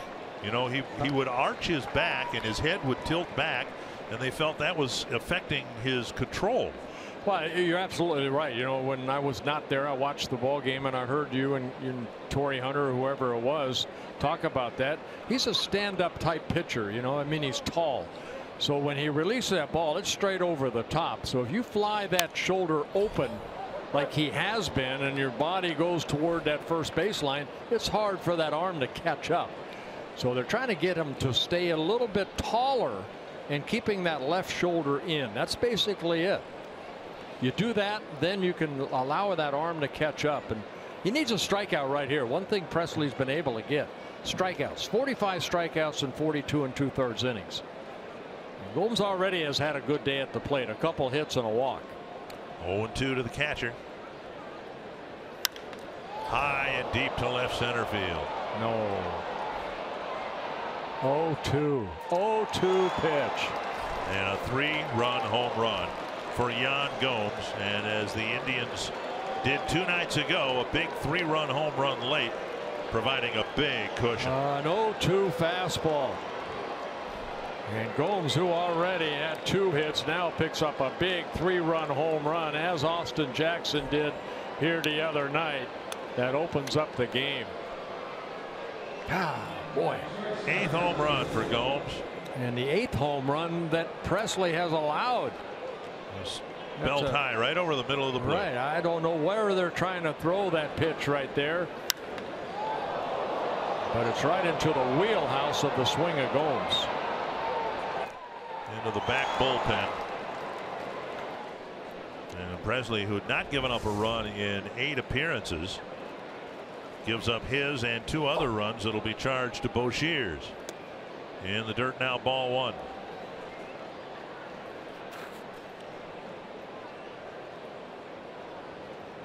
Again, situational hitting. And that's not where Presley wanted to throw the pitch. But the Indians benefiting, profiting, excelling at getting big hits in key spots here. Some of them well hit, some of them not so much. But that's what playoff teams do. The Twins have had a hard time doing that again here this afternoon. Mauer to the bag, 2 down.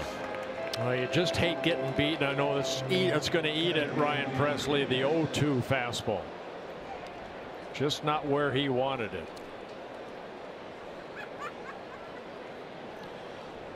402 feet, left the bat at 105 miles per hour. It was a high one, a high drive into the back bullpen. Here's Jason Kipnis.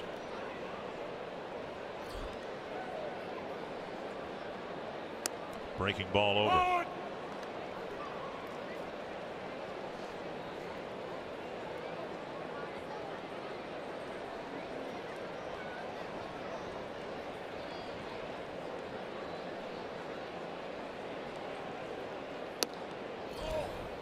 Check swing, 1-1.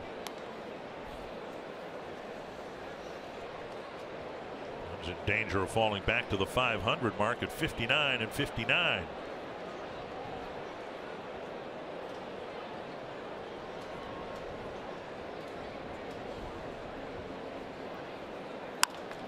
That's to the left field corner. A long run for Rosario, and it's a foul ball. We talked about this the other night. The Indians have not only won all 8 games here, but they've outscored the Twins like 3-1. And that's where we're at again here today at 6-2 at Target Field. So if you're wondering how on earth a team can play so well on the road, and the Twins have, they're 8 games over 500 on the road and so poorly at home, They may be 8 games below 500 at home. Look no further than the Cleveland season series. Twins have won 5 of 6 in Cleveland and can't seem to beat the Indians here at Target Field. 1-2. Pounded foul. And you look at the Indians, I mean, they're 31-27 at home, but they're 9 games coming into this game over 500 on the road. So they've played better on the road than they have at home. But they're still over 500 at home. Twins are 27-34 coming into this game at home. And a foul over the Cleveland dugout.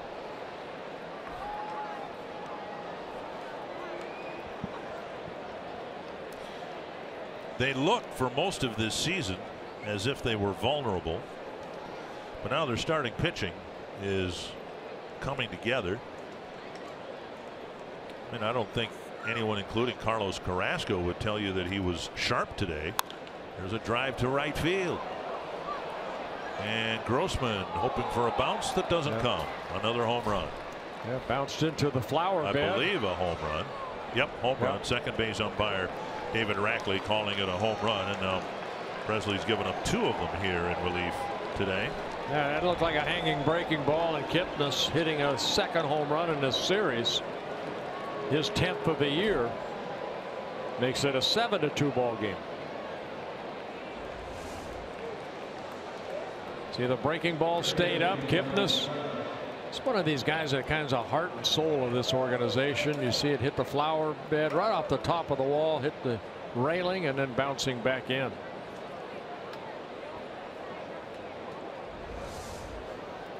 (7-2) Cleveland. And here's Urshela. Foul back. 97 miles per hour.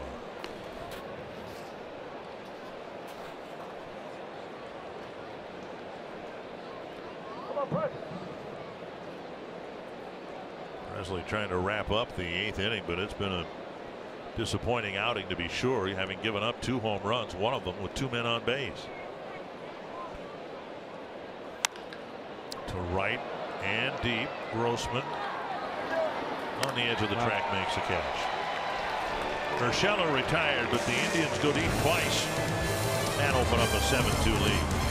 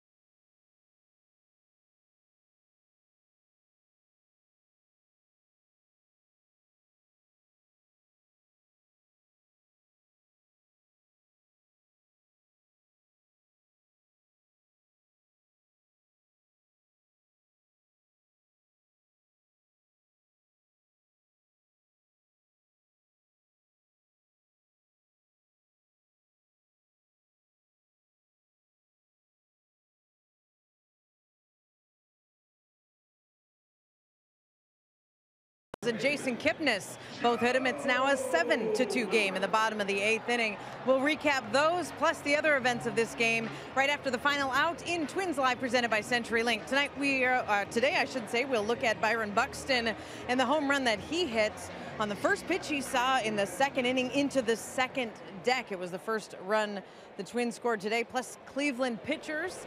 Again, kind of containing those Twins bats. Just 7 hits this afternoon for the Twins. And we will preview game number 2 when Aaron Slegers will make his Major League debut. Dick and Bert.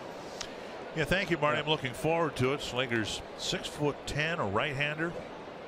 Really put together a good year in Rochester. So we'll be bringing you the nightcap.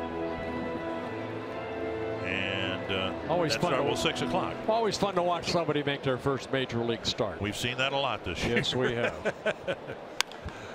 Mauer down the left field line, and that one will stay fair and go to the corner. Mauer has his second hit. Ball stays in the corner. Joe will stay at second base.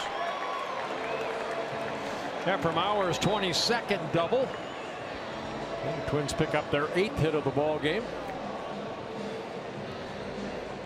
And Olson left in to pitch to Mauer. That didn't work out so well. And now Sano will hit against the new pitcher. Yeah, slider that stayed up right there, and it stayed on the same plane, and Joe just taking it down that left field line. Another pitching change for the Indians, but they lead by 5.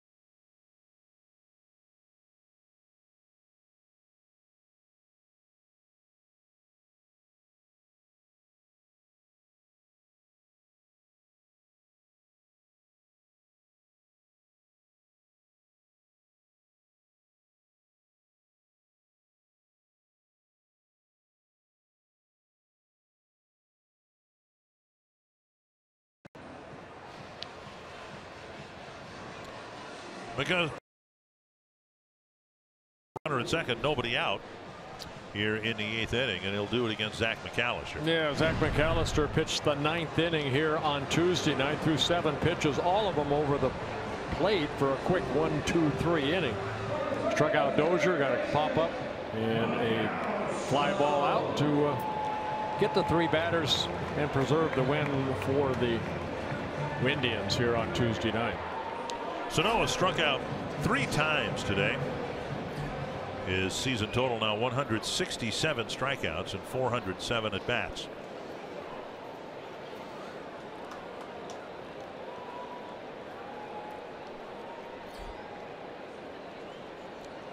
Breaking ball off the plate. Ball 1.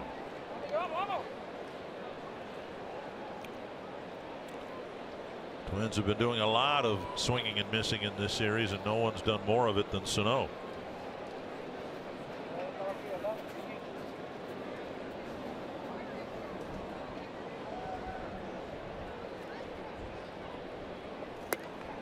And he takes a belt high strike. And McAllister, tall drink of water. They list him at 6'6", 240. In his 7th season with the Indians. Looks like the 9th inning will go to Glenn Perkins. 1-1 to Sano. 96 up around the hands, and it's 2-1.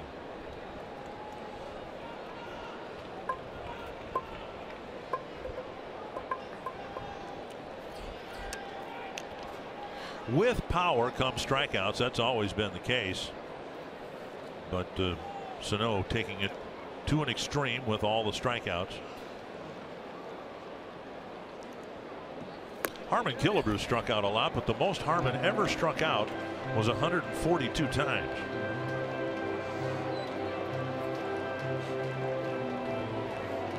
What was that, Adam Dunn, that had a lot of power, but struck out a lot. Yeah, in Mark his career. Reynolds. Mark Reynolds too is another one. Yeah.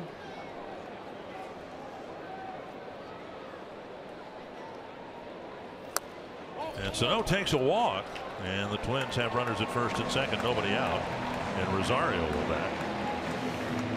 McAllister comes in and walks his first batter. He faces. When Harmon Killebrew won his league MVP award in 1969, he had 555 at bats. He drove in 140 runs. He walked 145 times and only struck out 84 times. In his best year, Harmon hardly struck out as much at all for someone with that much power. Here's Rosario, a single and a couple of strikeouts. I think back then, though, Dick, guys would choke up or find a way, especially, the big hitters like Harmon. They were expected to strike out because they had no power. But what you'd see it is, you'd see the 1-2 guys in a lineup, the 7, 8, 9 guys in your lineup, that when 2 strikes, they choke up and just try to put the ball in play. That's not the way it is anymore. 1 strike to Rosario. When I worked with Harmon, he'd tell me, there was a stigma attached to 100 strikeouts. If you were a hitter, you wanted to avoid that. Right. And now, hitters have that by the All-Star break. 2 strikes to Rosario.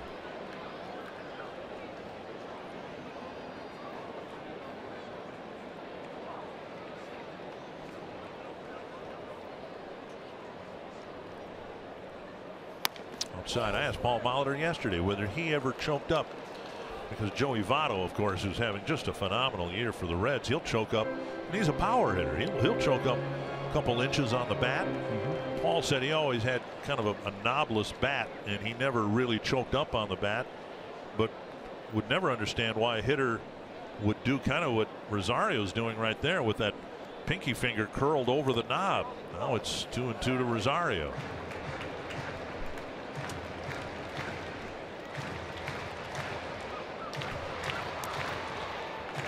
Twins trying to get back in the game here after giving up 4 runs in the top of this inning.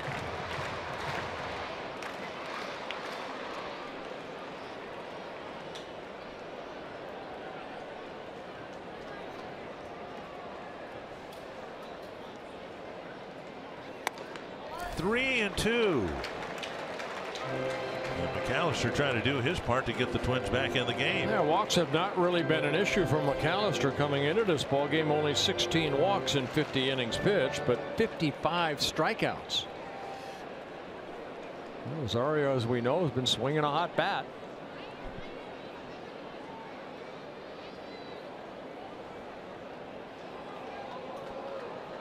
Inning started with a Mauer double. Sano walked on 5 pitches. McAllister got ahead of Rosario 0-2, and now he's in danger of walking him with Escobar on deck.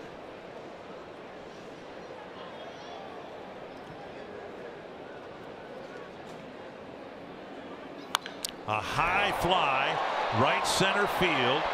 Bruce and Zimmer play the bounce. And now Rosario will be held with a long single. Here's Mauer trying to score, and he's out. Mauer from second base, unable to score on a ball off the scoreboard.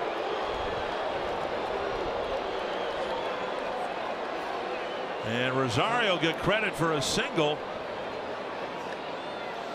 But the Twins making a big out at home plate. Well, I think a bad decision by Joe Mauer right here. He probably should have went halfway. Instead, it looked like he was hanging around second base to tag up. And a relay throw. Kipnis throwing to Gomes, a high throw, but on the way down, Gomes looked like he got Mauer's helmet before Joe could get to home plate. Right there for the out.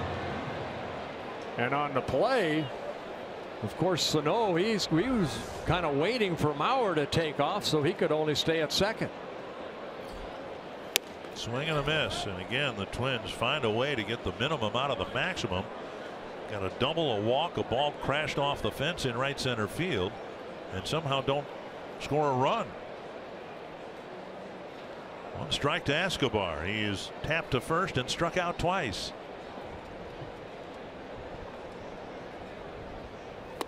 Now outside 1-1. Yeah, Rosario get a base hit, but the play going 8-4-2 of the tag out of Joe at home.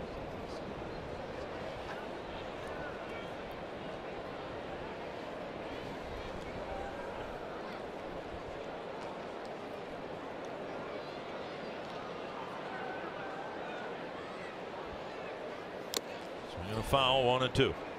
Let's take a look at how Mauer played this fly ball to the wall in right. Yeah, you can see right there. He probably should be halfway, and then you see him taking off right there. Gene Glenn, of course, sending him in, but a great relay throw right there. And a nice tag by Gomes before Joe could get to home plate. The throw from the outfield was to second base, anticipating that Mauer would score. Sano to third. Maybe they'd have a play on Rosario at second, and instead Kipnis wheeled and fired home in time to get Mauer. I think you probably have to credit maybe Lindor of yelling at him, throw home, home, home. He needs help because his back was toward the infield.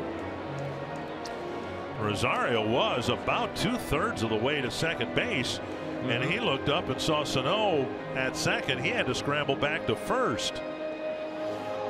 So that was again, the Twins with great opportunity to put together a big inning, and now one out, still nobody across the plate, and fouled away off the bat of Escobar.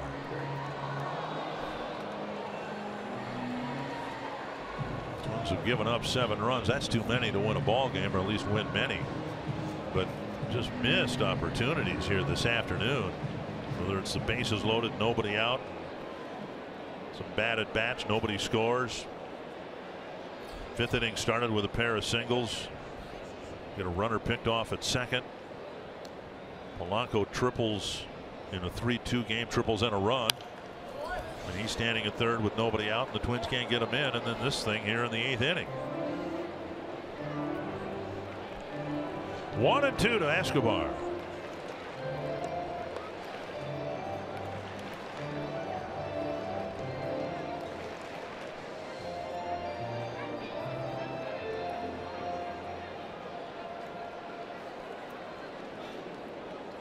McAllister reloads, and again on 1-2. 2-2.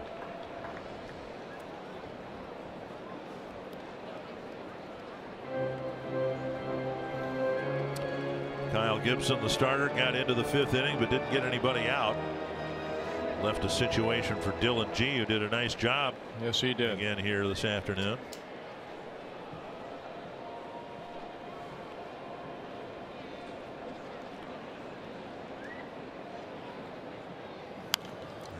Escobar hanging tough.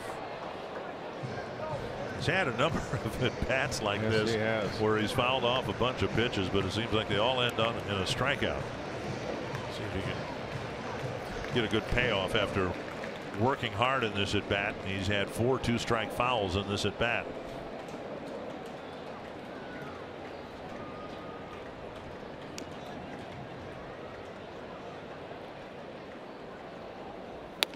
Takes up high, 3-2, and McAllister really struggling here in the 8th inning. That was a good take by Escobar, because that's the pitch that he has given him trouble swinging and missing. So hopefully McAllister will keep a ball down here where Escobar can get the barrel of the bat on it.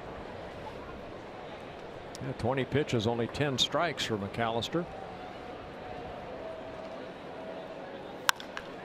Left center and deep. Zimmer going back, still tracking it. That ball's over his head, off the wall. Sano will score.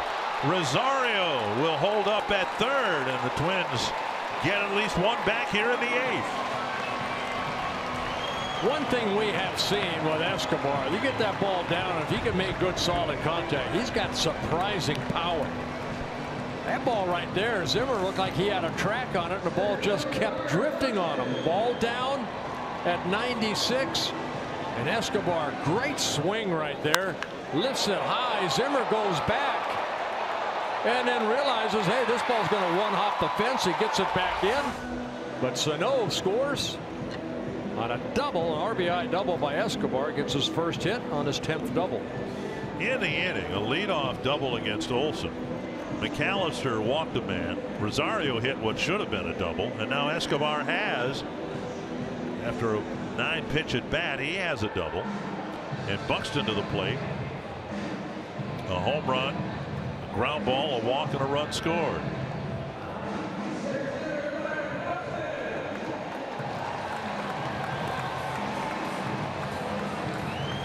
And the Cleveland closer Cody Allen getting warmed up here. McAllister having a hard time getting any outs in the 8th inning.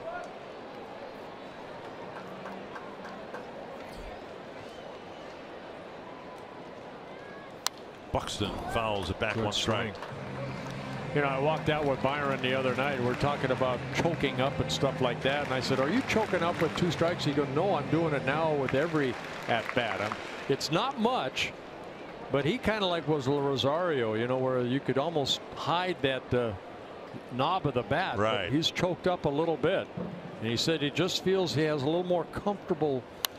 He can feel that bat a little bit better in his hand. And he's completely relaxed with the bat resting on his shoulder until the ball is getting ready to be delivered. There's just less tension, if that makes any sense. Sometimes it's just little things that get you going, and Buxton has been swinging a good bat. Behind in the count here, 0-2. Right. Couple of men in scoring position. Let's see if McAllister goes to his out pitch, and that's the curveball. Oh, he snuck a fastball by him. Perfect pitch. 97 on the outside corner. So another strikeout by the Indians pitching staff. That's 15 in today's ball game. Pitcher's pitch, maybe off the plate, but boy, you know, Gomes held a glove right there, and he got the call. In reality, what was Buxton going to do with that pitch if he'd swung at it in a pretty good spot? Terry Francona is going to come out here. And with Polanco due up, he has hits in his last 2 at bats. It's like the Indians are going to go to their closer and bring Allen in for what looks to be a 4-out save. And it is a save situation here with the Twins back within 4.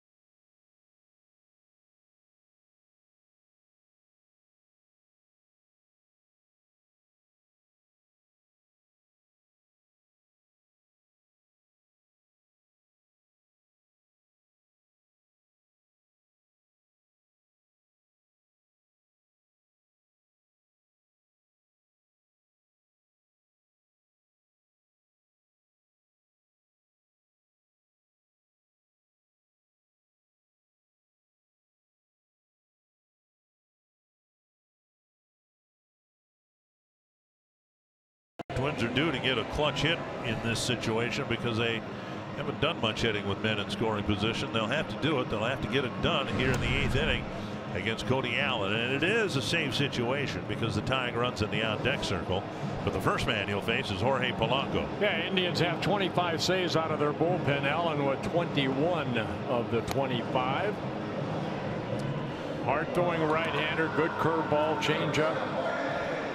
The 0-6 record would tell you there have been a few hiccups along the way. And the Twins hope to create a hiccup here in the 8th and/or 9th inning. Polanco with a single and an RBI triple his last time up.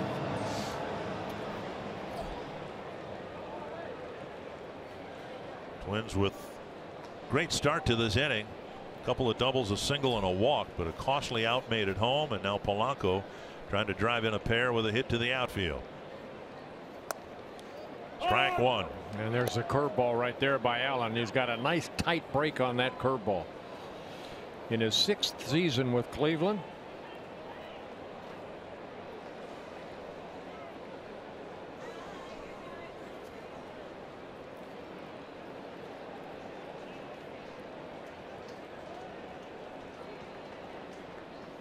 Up and away, 1-1.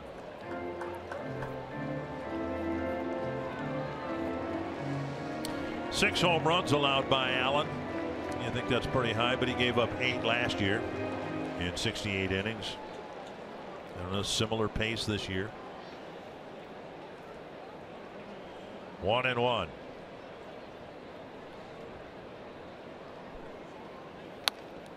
Strike called over the inside corner.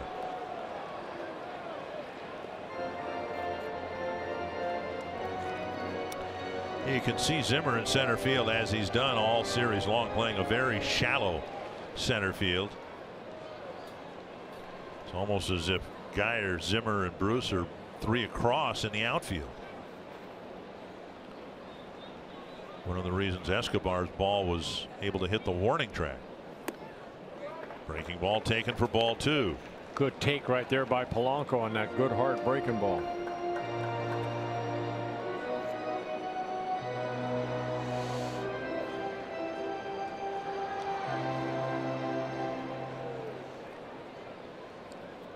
And Allen, a strikeout pitcher like most of the Indian pitchers. 65 strikeouts in 47 1/3 innings.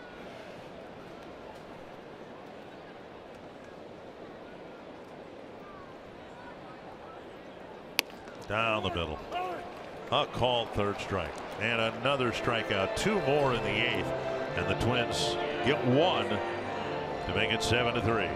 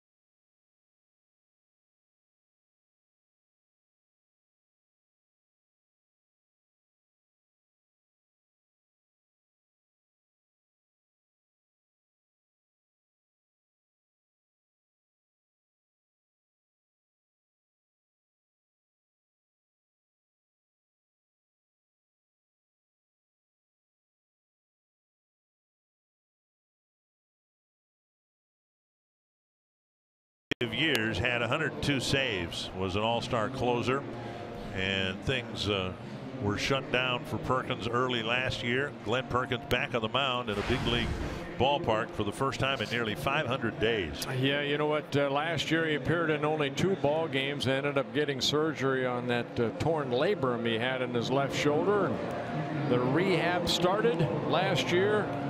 And here he finds himself back on August 17th, back on that major league mound. He'll face the middle of the Cleveland lineup: Encarnacion, Bruce, and Santana. You will not see the mid-90s fastball that Perkins featured as an all-star closer, although that reached 93. Ball 1. That's much harder than he threw in any of his rehab appearances, when he would hit 90, maybe 91, and he jumps out of the gate at 93. And now 2-0. I know I went through you know, shoulder surgery and elbow surgery, and when you come back and finally pitch, it's Christmas. That's the way you feel. Christmas morning. Popped up near the Twins dugout and out of play, 2-1. I don't care how many games you pitch, when you're injured like Perkins was and you finally get back on that A mound, the varsity mound, that heart's pumping. You're excited.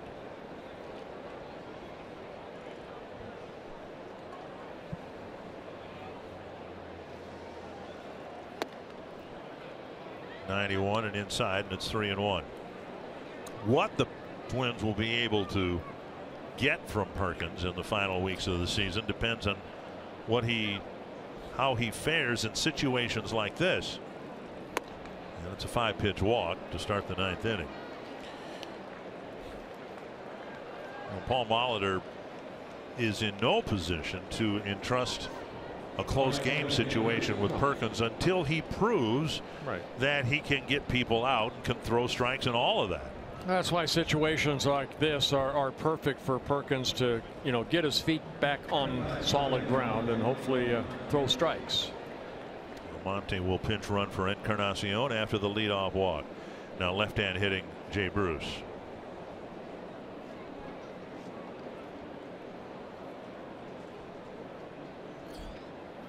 Off the plate, ball 1. Nationally, I know a lot was made of Perkins returning to the Twins as they make a playoff push, but right now the safest assumption would be that Perkins would be a complementary part. Certainly no one's going to expect him to close until he proves that in secondary roles he can get people out. Now he falls behind Bruce 2-0.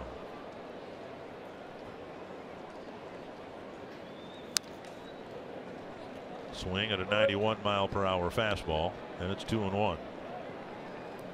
Now Glenn Perkins, 34 years old now. Of course, the Twins' #1 pick back in 2004, 22nd overall pick in that draft.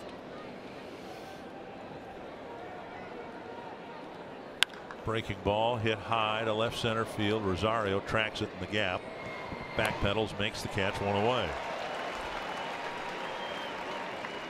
So an off-speed pitch gets his first out, and now Carlos Santana, who's been a nemesis for Perkins over the years, and sure enough, in his first inning back, he gets to face Santana with a man aboard.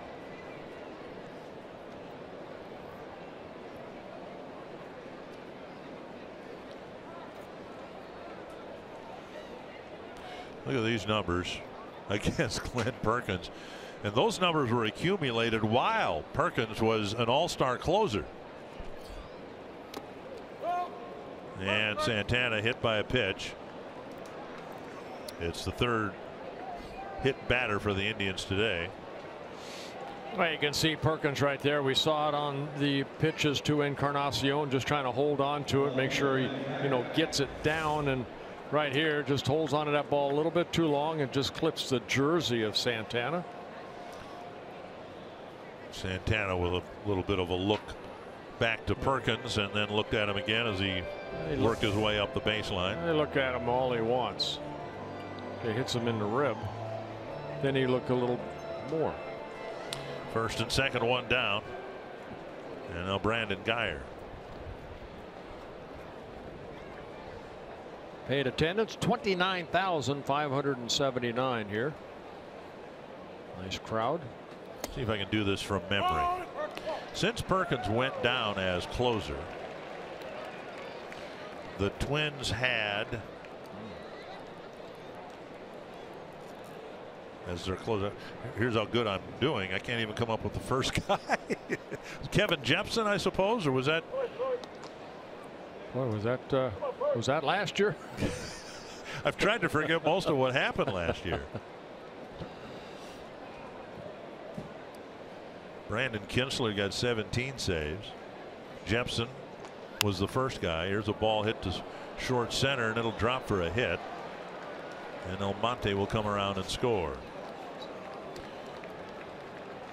Well, Guyer picking up his second hit, second straight hit, picking up an RBI, his 16th of the year. A walk, a hit batter, now a single, and that'll bring up Zimmer.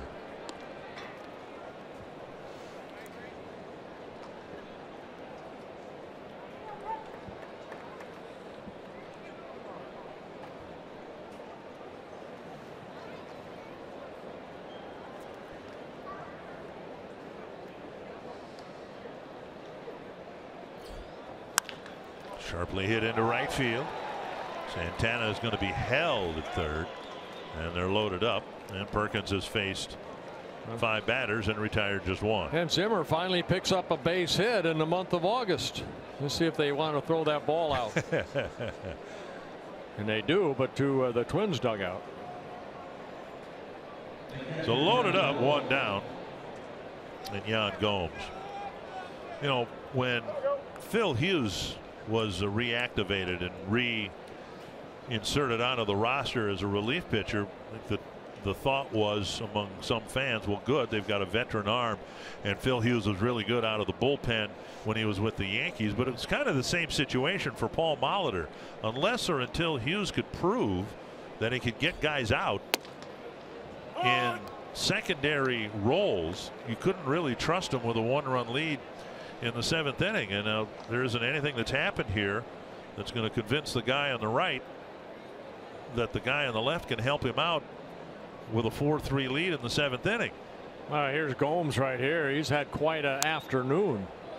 Couple base hits, and then the big 3-run home run in the 8th inning off of Ryan Presley. That kind of opened up the gates for the offense of the Indians. 2 strikes to Gomes. We've seen Perkins when he was on. That slider was his strikeout pitch. Good slider right there, but Gomes fouls it off.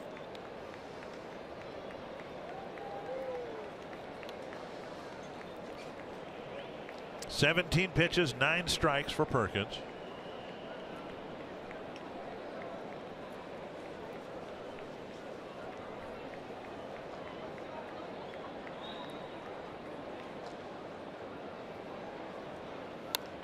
Right off the handle of the bat.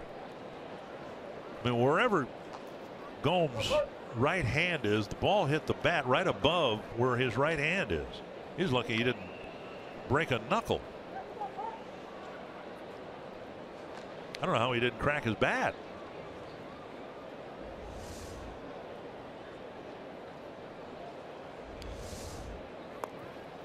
And now Gomes is hit by a pitch.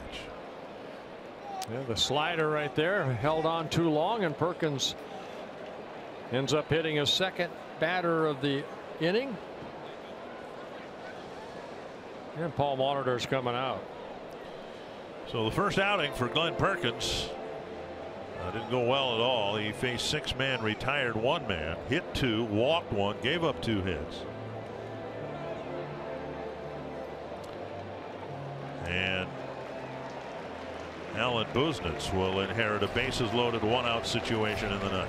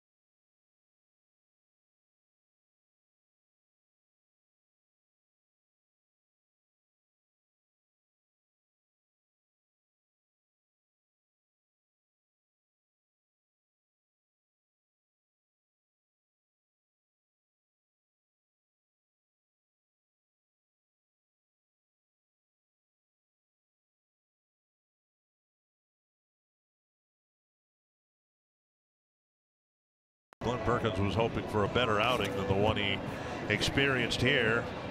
Starting the 9th inning, walked the first man, got an out, then hit a batter, gave up a couple of singles, hit another batter, and now Alan Buznitz will come into the ball game. Twins were just hoping Perkins would be able to get 3 outs to get out of this game without having used an arm that they were maybe not counting on, but hoping to not use today, and the possibility they might need him tonight. Yeah, Buznitz making his 12th relief appearance. He worked here on Tuesday night. He pitched well, an inning and 2/3 through 21 pitches, 13 for strikes. Didn't give up a hit, a walk, and a couple strikeouts. You know, things have changed, and we've talked about this before with these double headers, with the batter Lindor coming up, bases loaded, and a first pitch breaking ball for a called strike. Teams are less apt to bring a relief pitcher back in the second game of a doubleheader.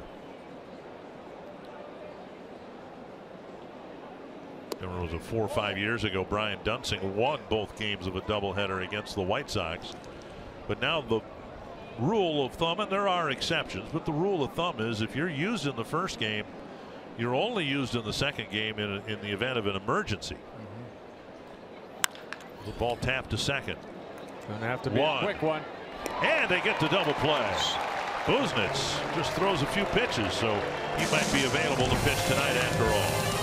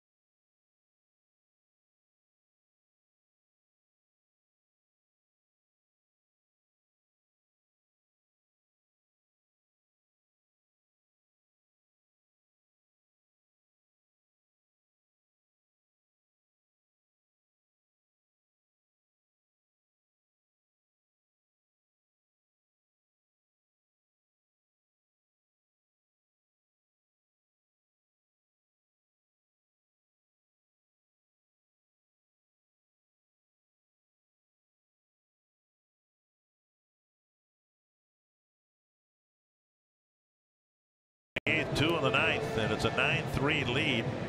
Twins actually 10 hits, 3 runs. They probably should have twice that many runs on the board than they do.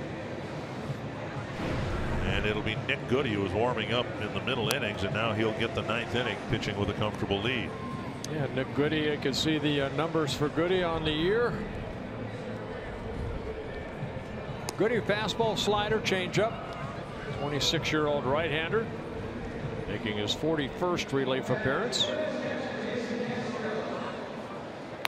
He'll face Jason Castro, Brian Dozier, and Robbie Grossman. One thing the Indians do, they can pick up some strikeouts. We talked about Allen, 65 strikeouts in 48 innings. Goody now coming in 55 strikeouts in 42 innings pitched. They've got some guys out there that can pick up some Ks, and they've shown it here this afternoon. Well, we mentioned that Buznitz, because he only threw what 3 pitches in the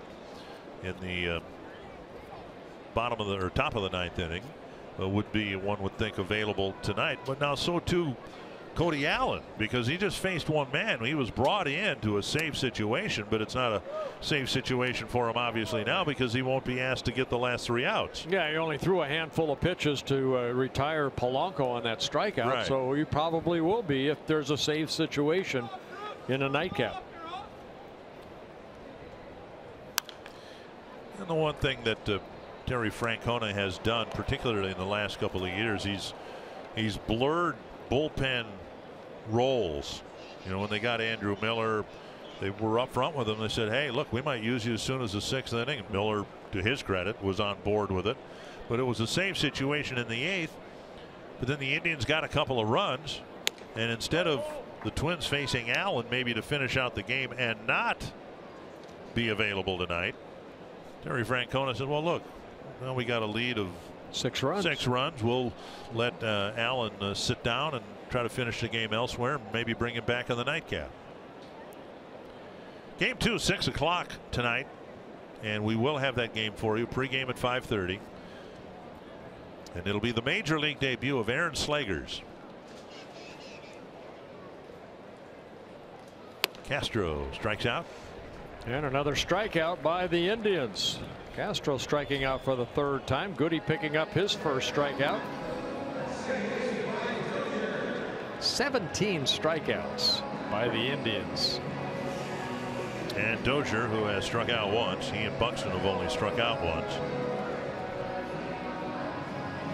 Dozier had a great plate appearance to start the ball game. Twins are down a couple of runs, and Dozier worked out a walk, but since has flied out, struck out, and hit a ground ball to 3rd.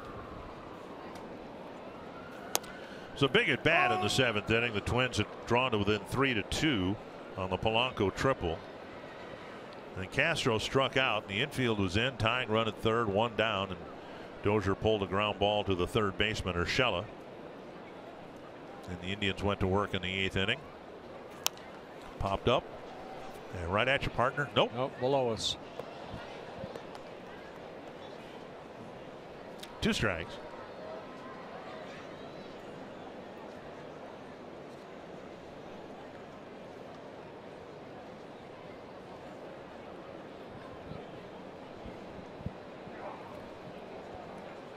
Oh, 2. 0-3, a high fastball. 2 down. Number 18. Number 18. 30 times in this series the Twins have struck out. High fastball. Brian swings through it. 26 outs, 18 by strikeouts of the Twins in this ballgame. Here's Grossman. He struck out in a pinch hitting appearance. Fouled back, 1 strike. Grossman pinch hit for Kepler in the 7th inning. Olson was brought in. The Twins still had that tying run at 3rd base, but then Grossman off the bench struck out.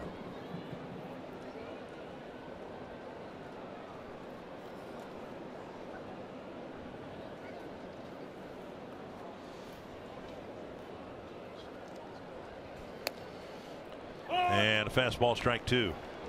I don't know what the Twins record is for strikeouts in a 9-inning ball game, but my goodness, 18 so far.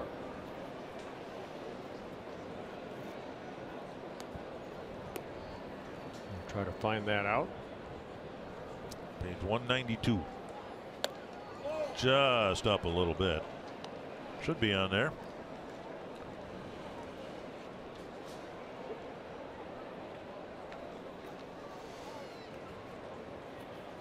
We've got the coldest home start on that page. That's 18. It is 2 times. Last time in at Washington in 2016.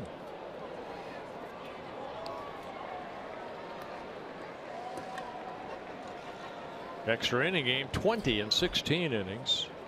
Also in Washington on the 24th, the next day in 2016.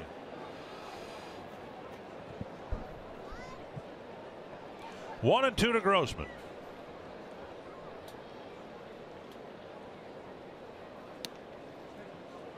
Two and 2.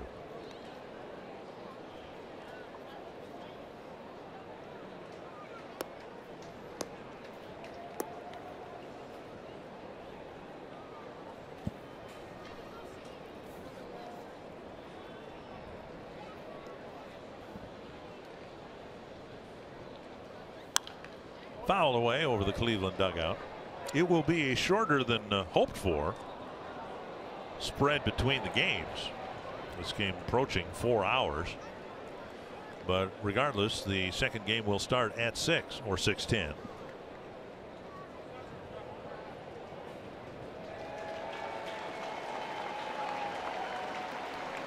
2-2. Fittingly, this game ends with a strikeout. And a new Twins record. 19 times they have struck out. Dave Benz, there were 27 outs recorded in the bottom half of the innings tonight or this afternoon, and the Twins set a record by striking out 19 times and losing once again to the Indians. Yeah, not the kind of record they were looking for. And how about the record for the Indians now as they improve to 9-0 on the season using the long ball? Coming up on Wolves Live, we will break it down for you. Tim Laudner standing by with me. We'll also talk about Cleveland's pitching. They got another solid start again today.